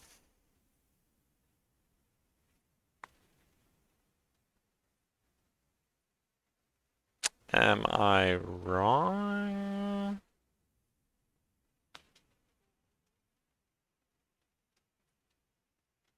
Okay, time to watch the We tutorial, could use baby. physics.raycast, but it's probably slightly easier to use physics.linecast in this case, which is the same thing, it just allows us to pass in 2 points to cast the ray between. So we want it to start at transform.position and end at player.position, and we'll pass in the view mask. Alright, so if that hits something,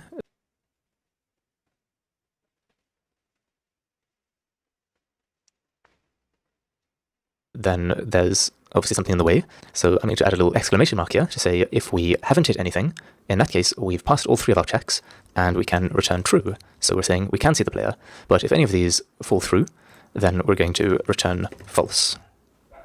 Okay, so now in an update method, we can just test this out by saying Oh. What?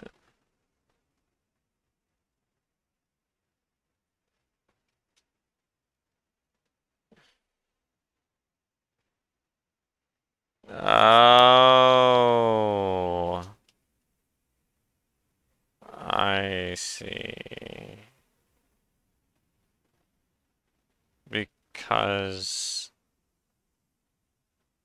Wait, what?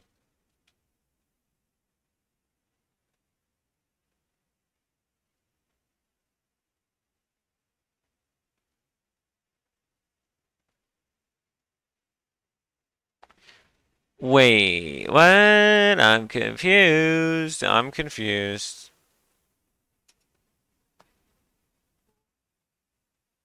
I'm confused. That's fine. I meant to cut that, but that's fine. Now let's see. Why do we need to do a bool? It just seems like excessive, you know? That's fine, I guess. I guess that's fine.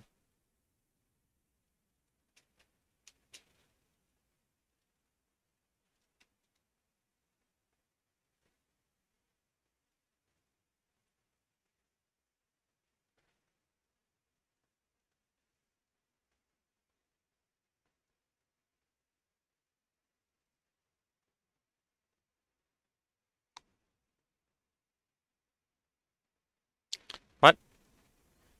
something like if can, but in that case, alright way. So I'm going to add a little exclamation mark here to say if we haven't hit anything, in that case we've passed all 3 of our checks and we can return true. So we're saying we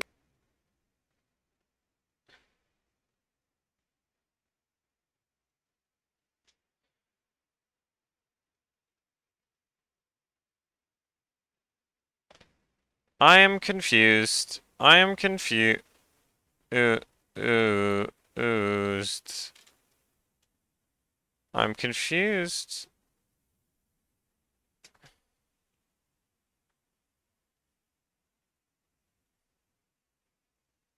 Bro, I need to get to sleep earlier. I wanted this to be a short episode. But that's fine, I guess.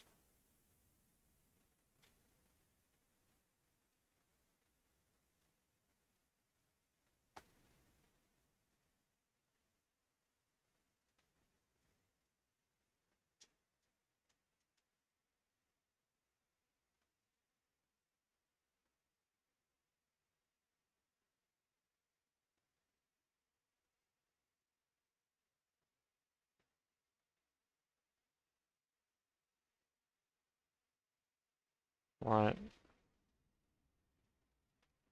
What the fuck?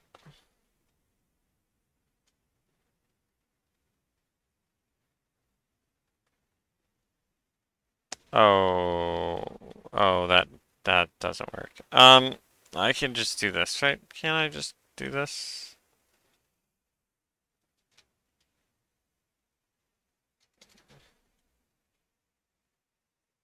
Maybe?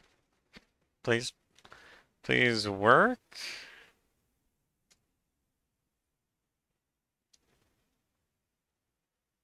Oh, and then I have to... I see.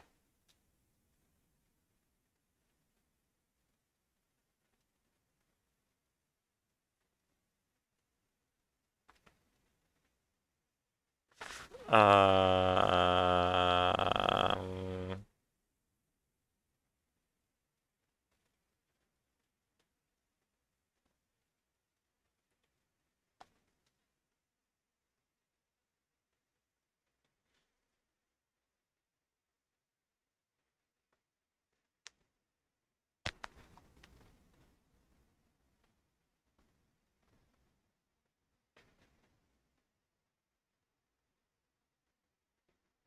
Do I have to do a hit info, really?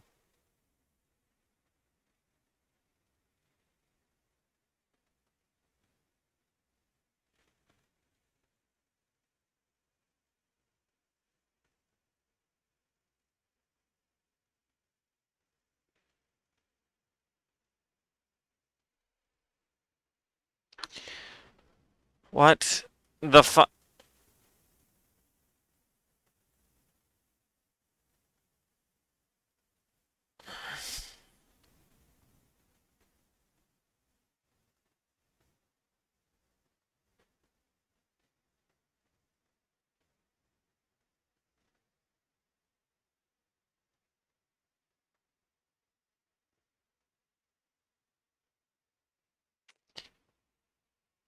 Ah, ah, ah, ah, ah, I shouldn't have to do this.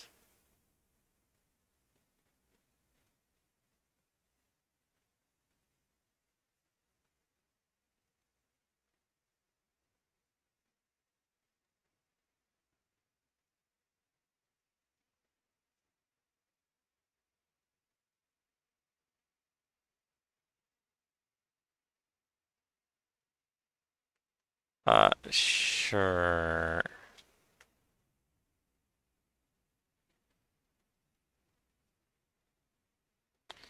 I, I literally,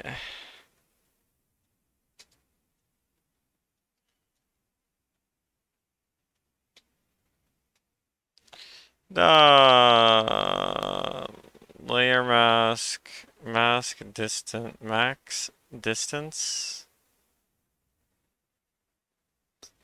I have to make a ray cat. I have to make a ray! Fudge, bro.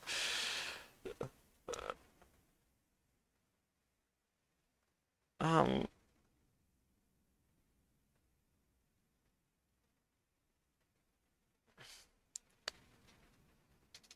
uh, obstacle ray.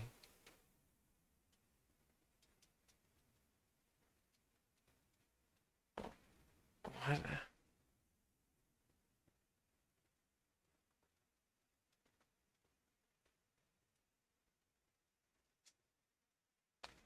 Origin direction.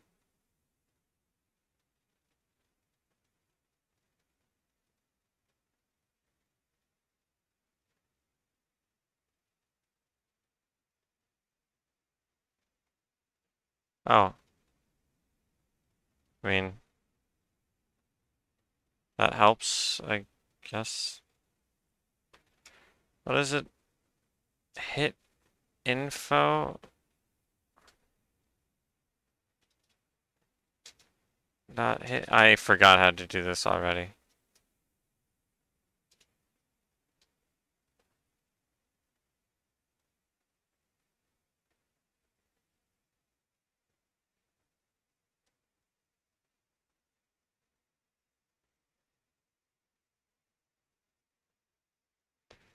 What is it? Vector 3 dot hit info? What the fudge, bro? Do I have to make a new ray?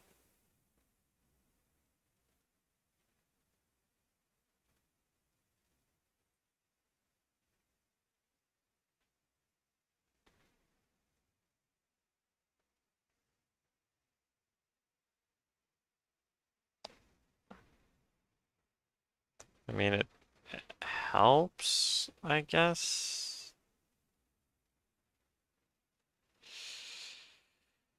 Okay. Is there, what is it, ray.hit info?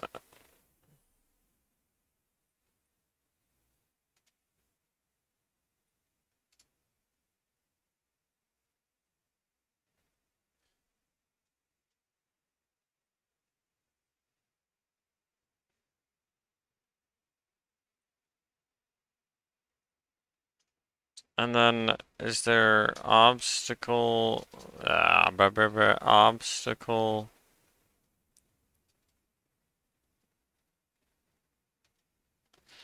obstacle ray dot hit info?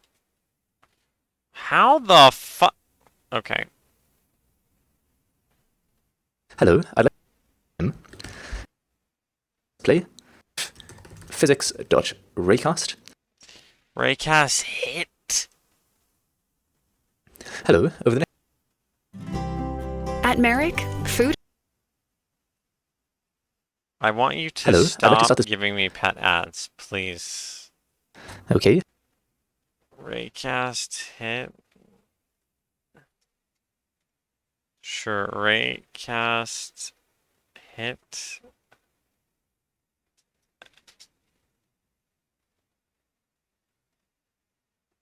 Uh,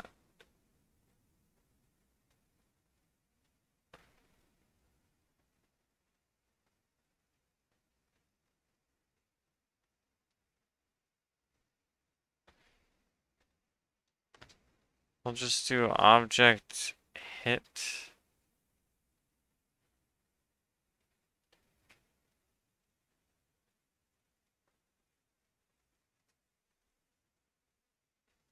Then I can do, um,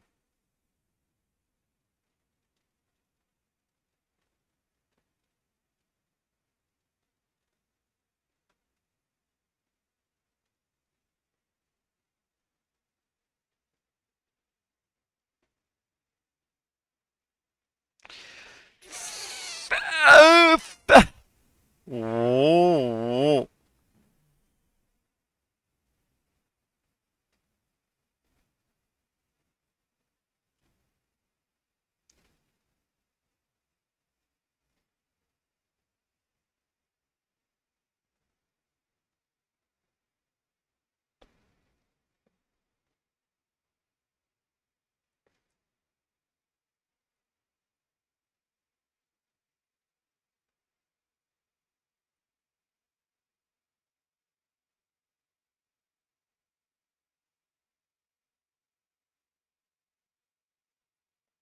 Wait, you're telling me I could just do Ray?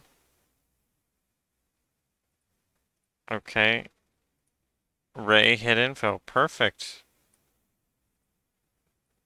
Okay, let me just do that again. Yeah, perfect. That's perfect. Why didn't he just do this before? What the fudge?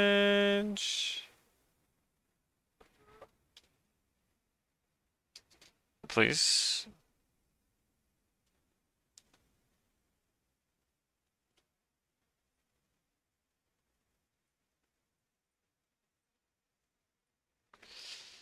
Okay, do I actually have to do that?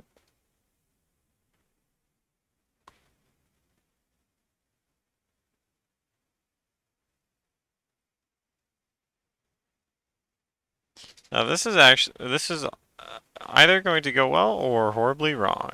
Haha. I love, I lo I love that. Really? Okay.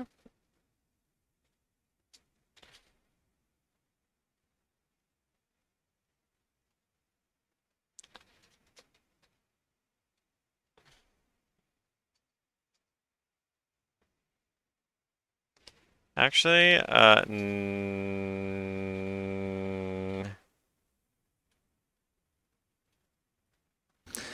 is stored in pixel coordinate. And they are those of the dot normal variable in this of this from info. Knowing the use let's open a exam test through this method call with enter happen is the name origin as our starting point. I see.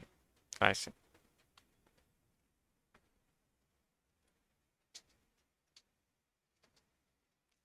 That makes sense. That makes sense. That's what I thought, actually. Hello, I'd like to in the view angle.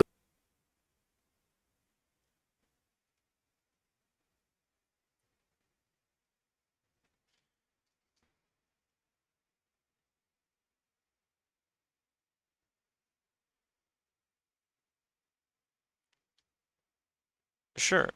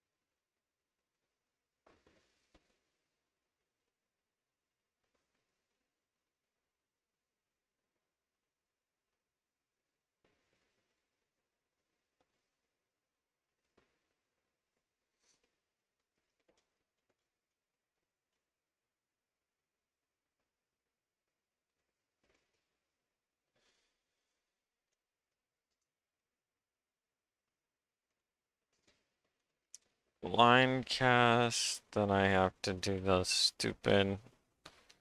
What is it?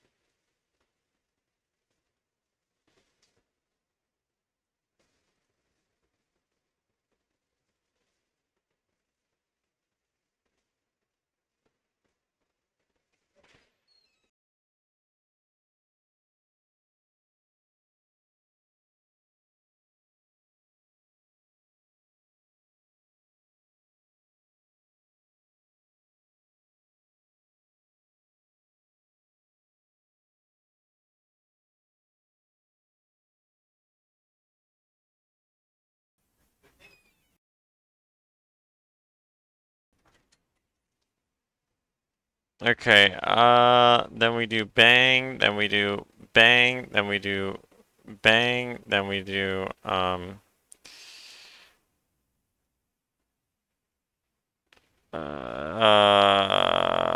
sure. Nice.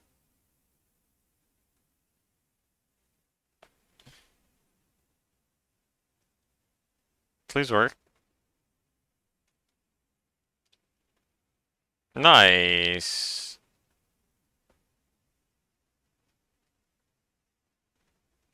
Nice. Nice.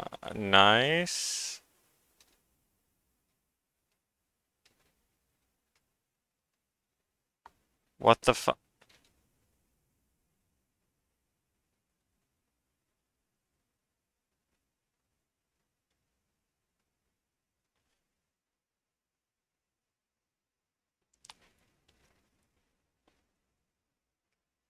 Do I? What the fuck? Wait, this actually worked. The first time. What in the world? Really? And actually, actually, now I can just do this.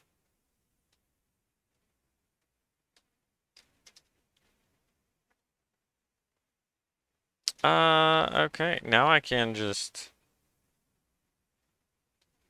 do this.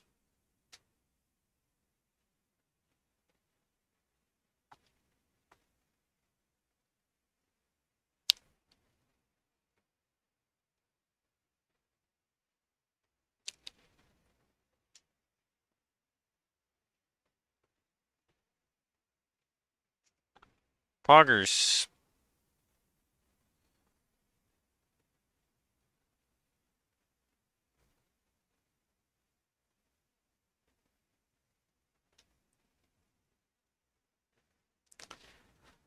Huh.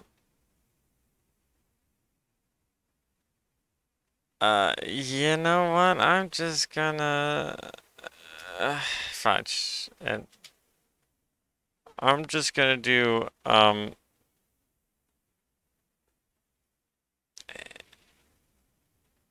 wall hit equals this because I'm freaking sick of it, bro.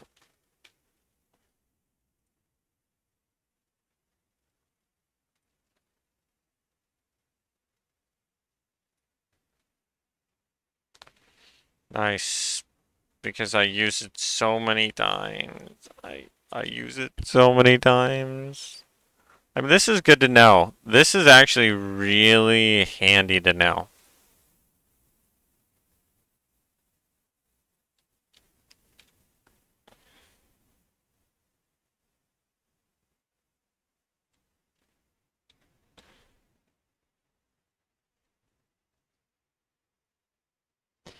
Okay, perfect.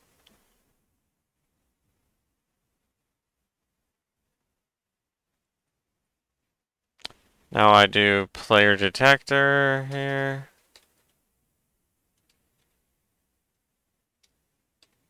Great, that's it. Perfect. That should work, I think. Probably.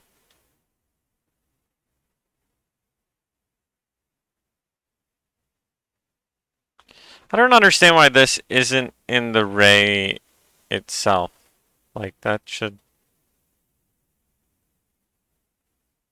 Like, that should just be a... whatchamacallit. It should be a variable inside the ray class. It should just be ray dot raycast hit. Ray dot raycast hit. Yeah. Yeah, it's pretty dumb, actually. Like this just seems so counterintuitive.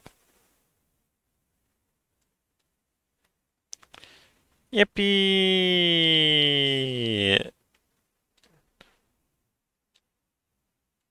Yippee! Nice. Now let's do it with all of them.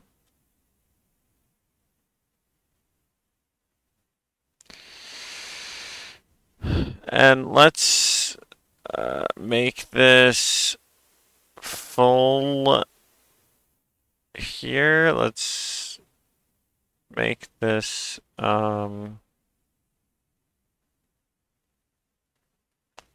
let's make this play focused.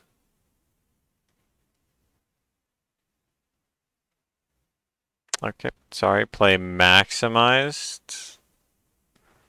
And let's give it a whirl. And why is my speed so slow? What?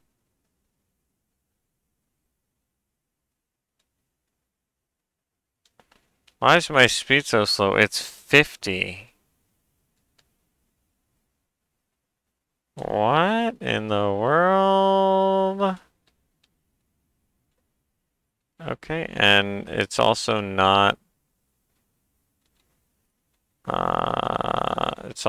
destroying.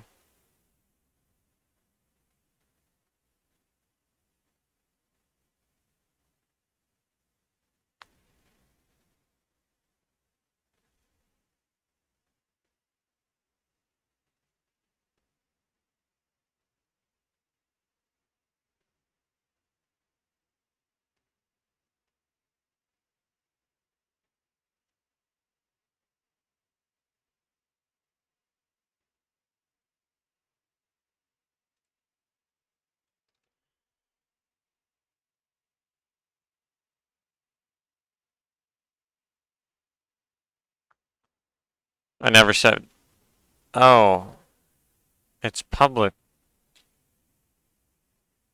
It's a it's public. It's a public float. Okay, sure.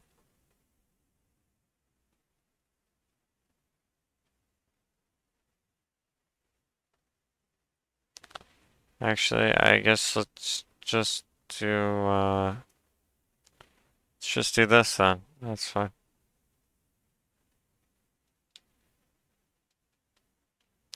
And why what? Why am I so much faster? Okay.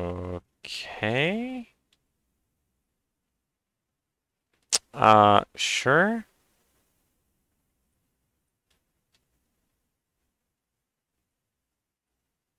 Duration, I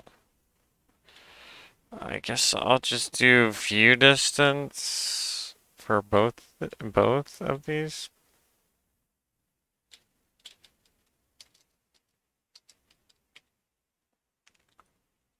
Sure. Now let's see what's wrong. Ha ha ha. Ha ha. Ha ha.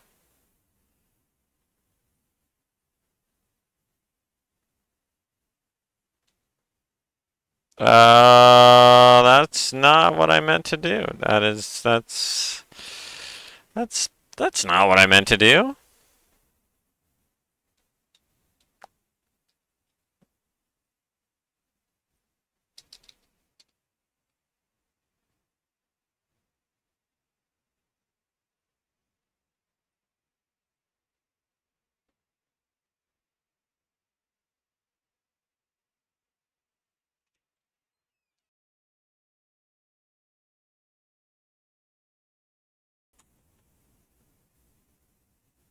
I thought there was a what?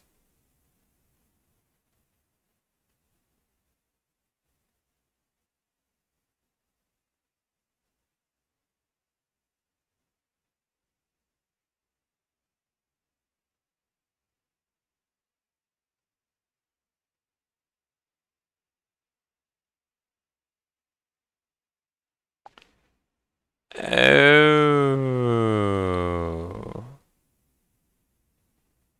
I get it. Yes. I understand. I understand. This should be.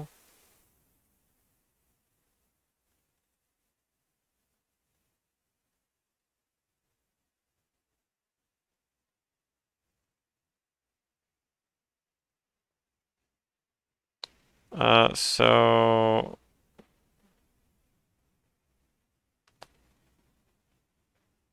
Yeah, okay.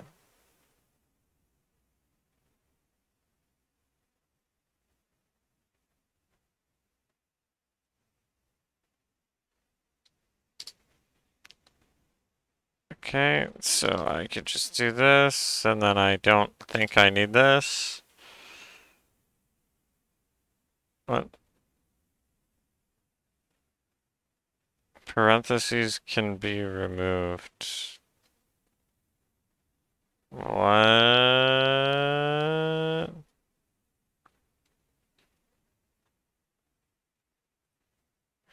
Oh, yeah, else. Sorry.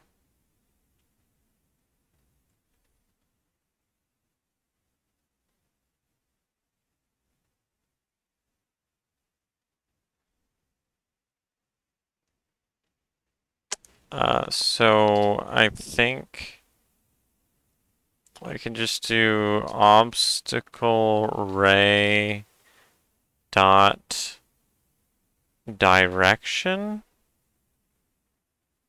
I think.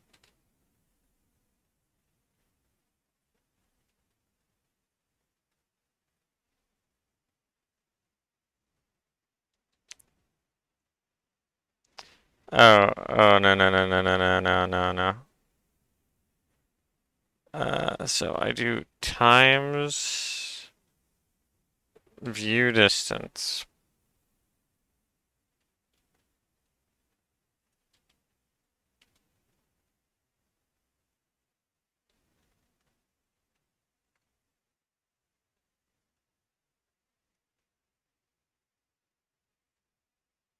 Also, why am I not...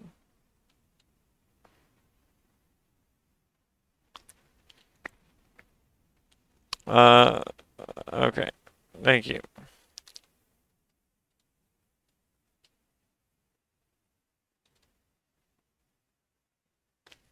So if I go here, I should get destroyed. I should get destroyed. Destroy me. Please?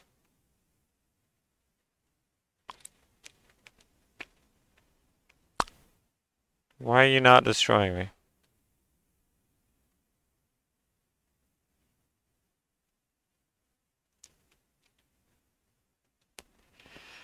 Huh.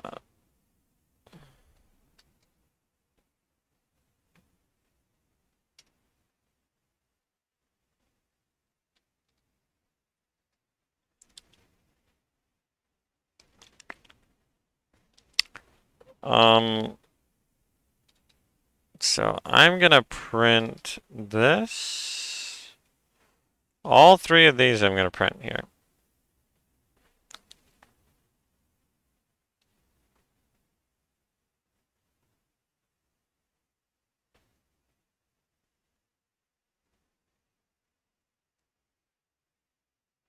And you know what? I'm just gonna do it on one, so.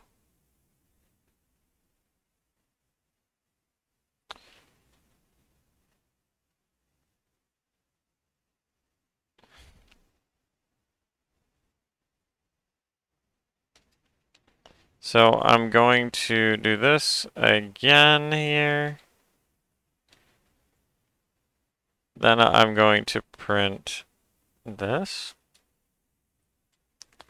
Then I'm going to print this. And the other one I don't have to print. The other one is fine.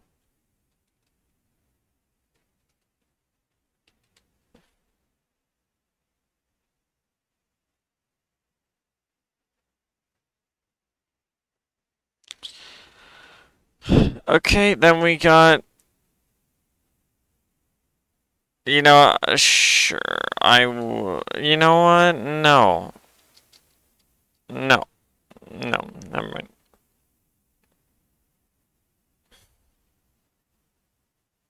Because if it's red, that means yes. If the line is red, that means it's true.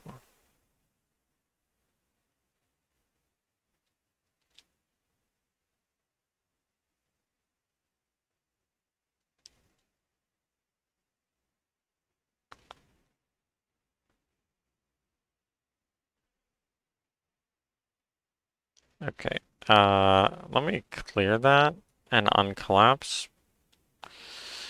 So false, okay, what? The second one was false. Why was the second one false?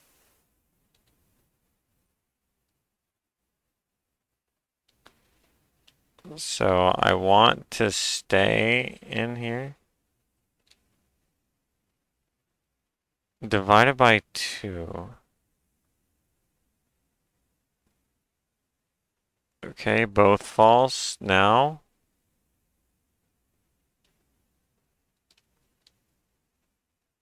False. Okay, so maybe maybe it's not this. Maybe it is this here. And if I get destroyed, then that means it works. Yippee! Destroy me! Destroy me!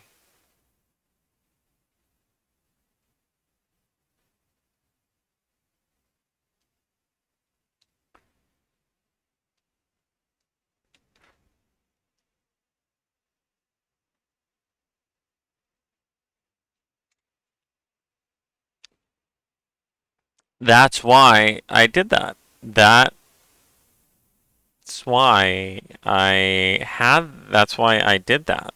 That's...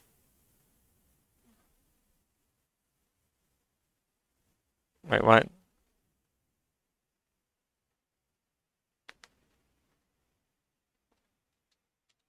Okay, wait a second. Can't destroy transform component of player. If you want to destroy the game object, please call destroy on the game object. Oh.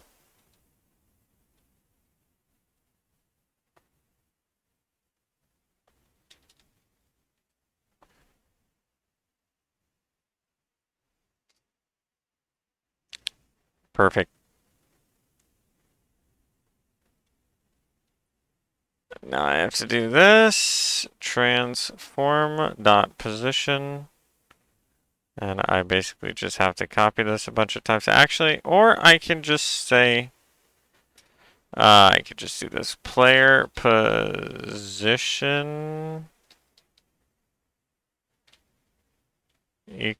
Okay, wait, actually.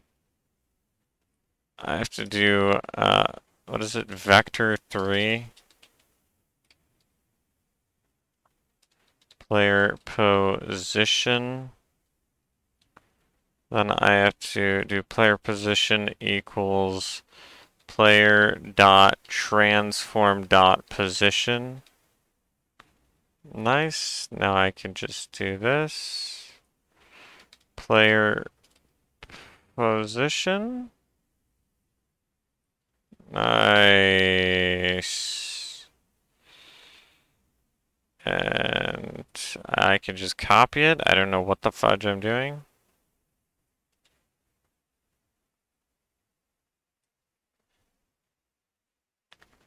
Yay.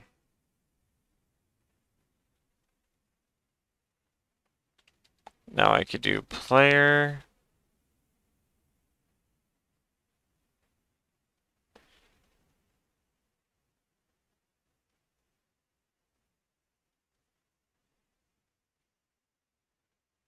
Whoa, whoa, whoa. Why is it?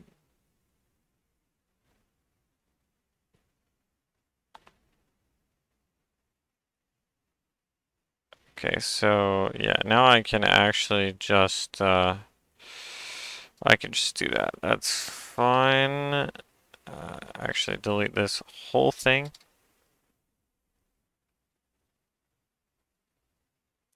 Player detector, player position. Yep, that's perfect. Perfect.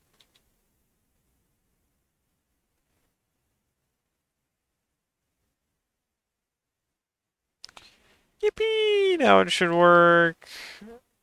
What the fudge?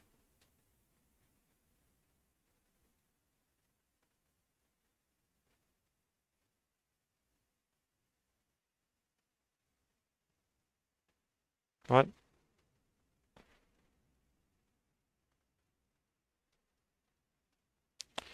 Oh, I have to do this now for it to work.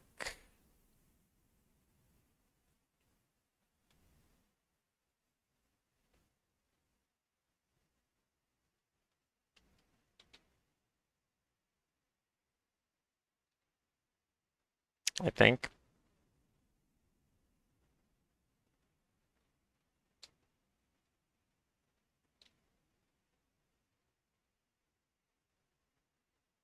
Coroutine.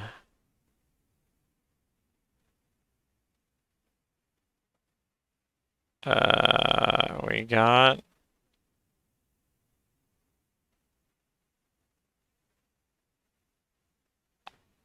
Yep, should work. Should work now. Yippee!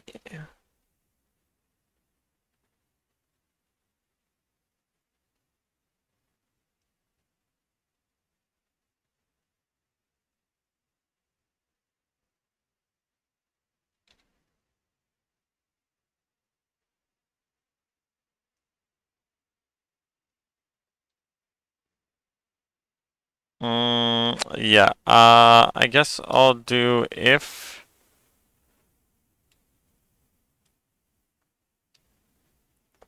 player does not equal null.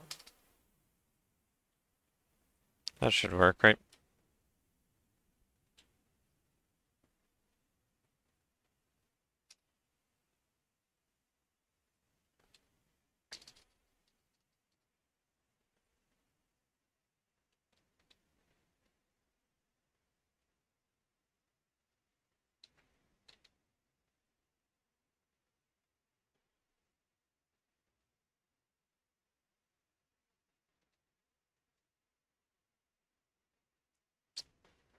Okay, now I also... Yes, yeah, that should be fine.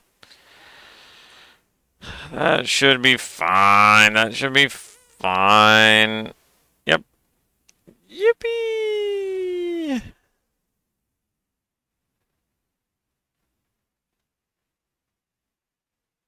Oh, that's interesting. Got it. It just takes the last known position of the player there.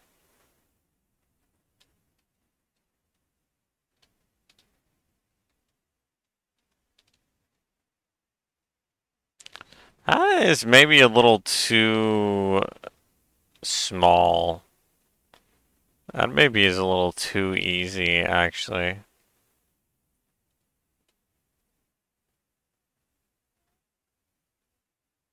Bam. Okay.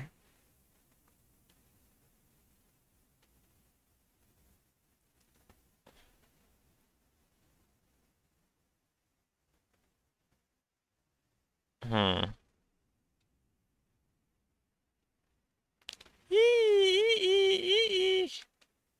Yeah, it should definitely be like 5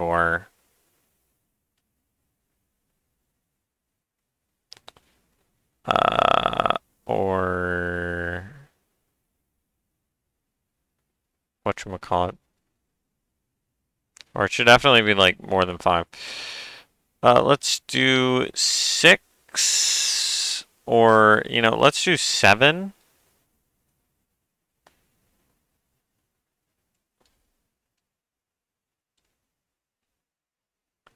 What?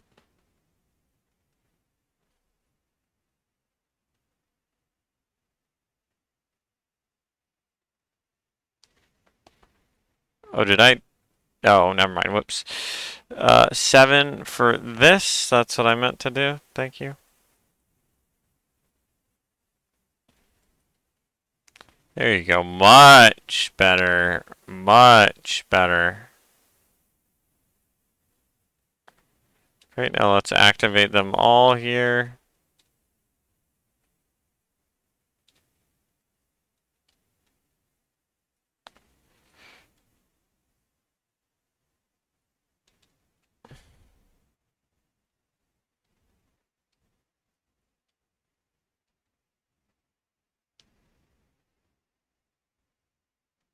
You know what? Now that I'm thinking about it, hold up. Let me do, if...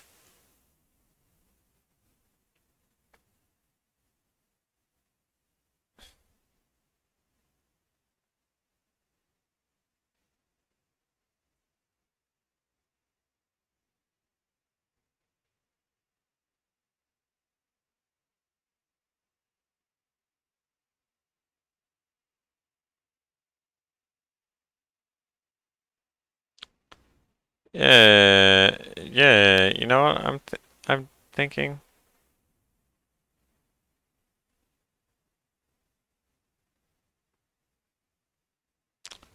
What do I do? Hmm.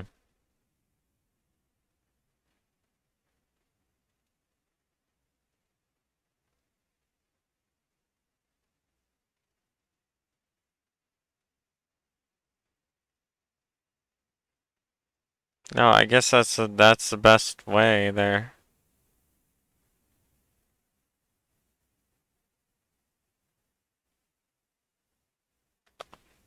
Oh, actually, no.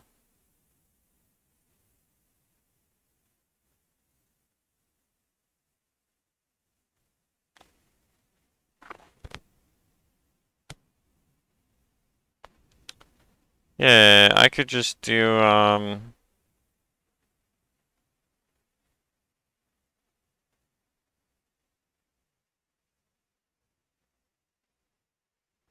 Yeah, I could just do that, this here. Nice, 3-hour recording. I wanted this to be a short one, but that's fine, I guess. Gonna have to put off going to sleep early for another day. Again, another day. Yet another day. I can do, uh,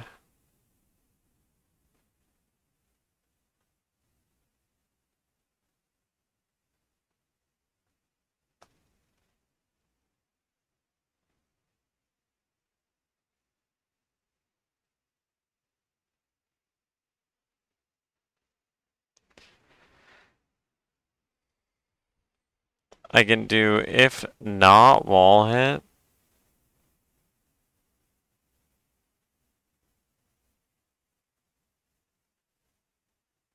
Okay, yes. Yeah, I can do, I can take this one out, actually.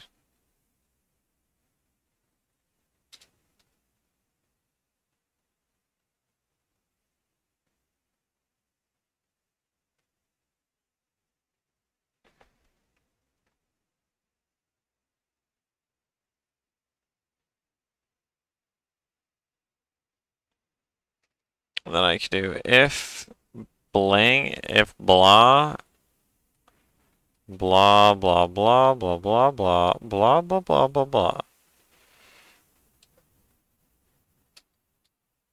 If bam, and then if, bam.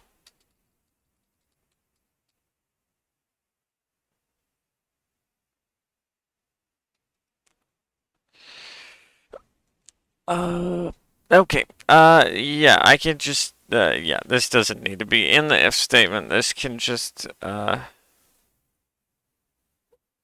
be here.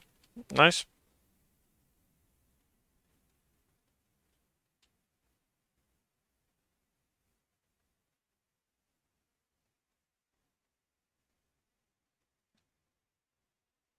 Okay, now it should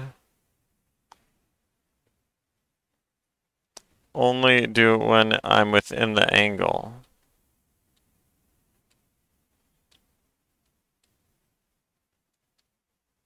Uh-huh, yep. Okay, I don't know why that one disappeared.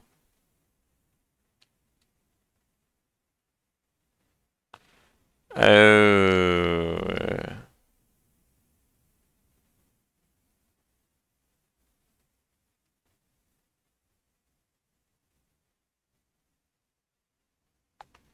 Also, I should make this player hit.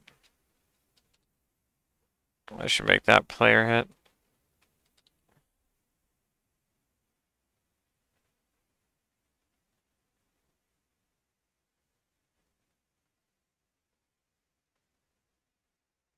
Yeah. Uh,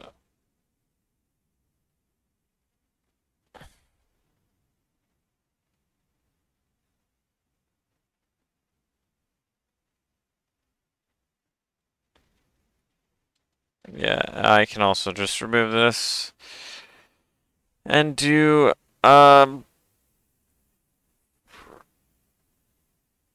else, yeah, and I could just do this, else. And now it should work perfectly.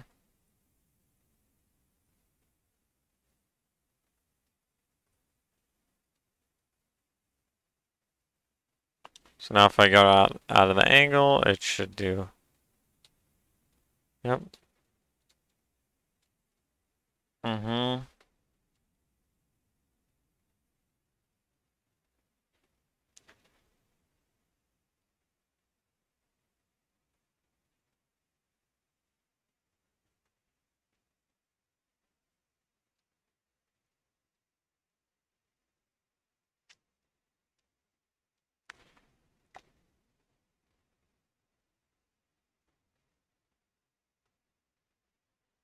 So yeah, if the angle is good and it's a player head, then it's red.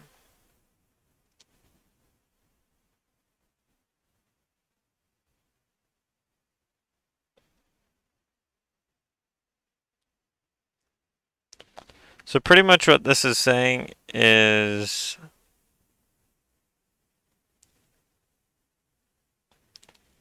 if these two are true, like if two of the conditions are true, then it's going to, well, specifically these two, I guess, then it's gonna draw a red line at view distance.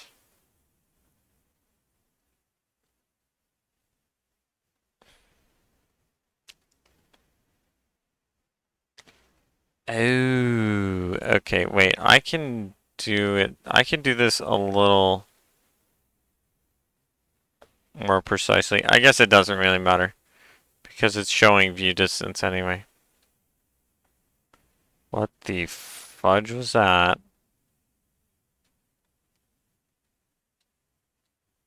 Yeah. Yeah, that's fine. That's good. All right. Let's just finish off this And if that ray hits anything, then we know that there's an obstacle in the way. episode. So I'm going to create a layer mask, so a public position, and we'll pass in there. But if any of these fall through, then we're going to return false. Okay, so now That just seems stupid, though. in an update method, we can just test this out by saying something like if can see player, then I'll just set the spotlight's color to color.red. And then as soon as the Does he player not is have a what? no longer visible, I'd like to set the spotlight's color back to its original color. So I'm going to have to save that Oh, he doesn't have the whole stop-start at the coroutine beginning. thing. Let's create color. I see. I call this original spotlight color. And in the start method, you can say original spotlight color is equal to spotlight.color. And then here we can say spotlight.color is equal to the original spotlight color. All right, let's try this out.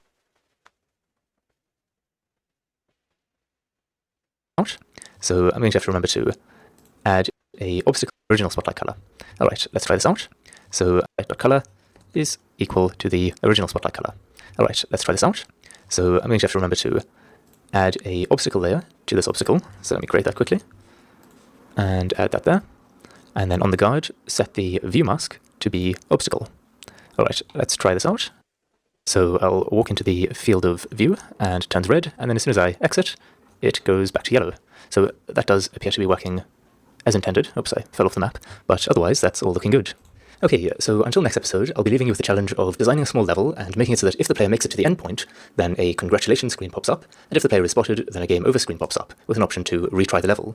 I think it might also be nice if, when the guard spots the player, the spotlight turns red over the course of, say, 1 second, and if the player manages to escape the field of view in that time, then they're still safe, and the spotlight color turns back to yellow. Alright, until next time, cheers. Hi everyone, in this episode we're going to Okay, that would maybe be a little difficult. That's gonna maybe be a little difficult. Alright, whatever. That's it for this episode. This should be episode 15. Thank you for watching, and you will all see me tomorrow.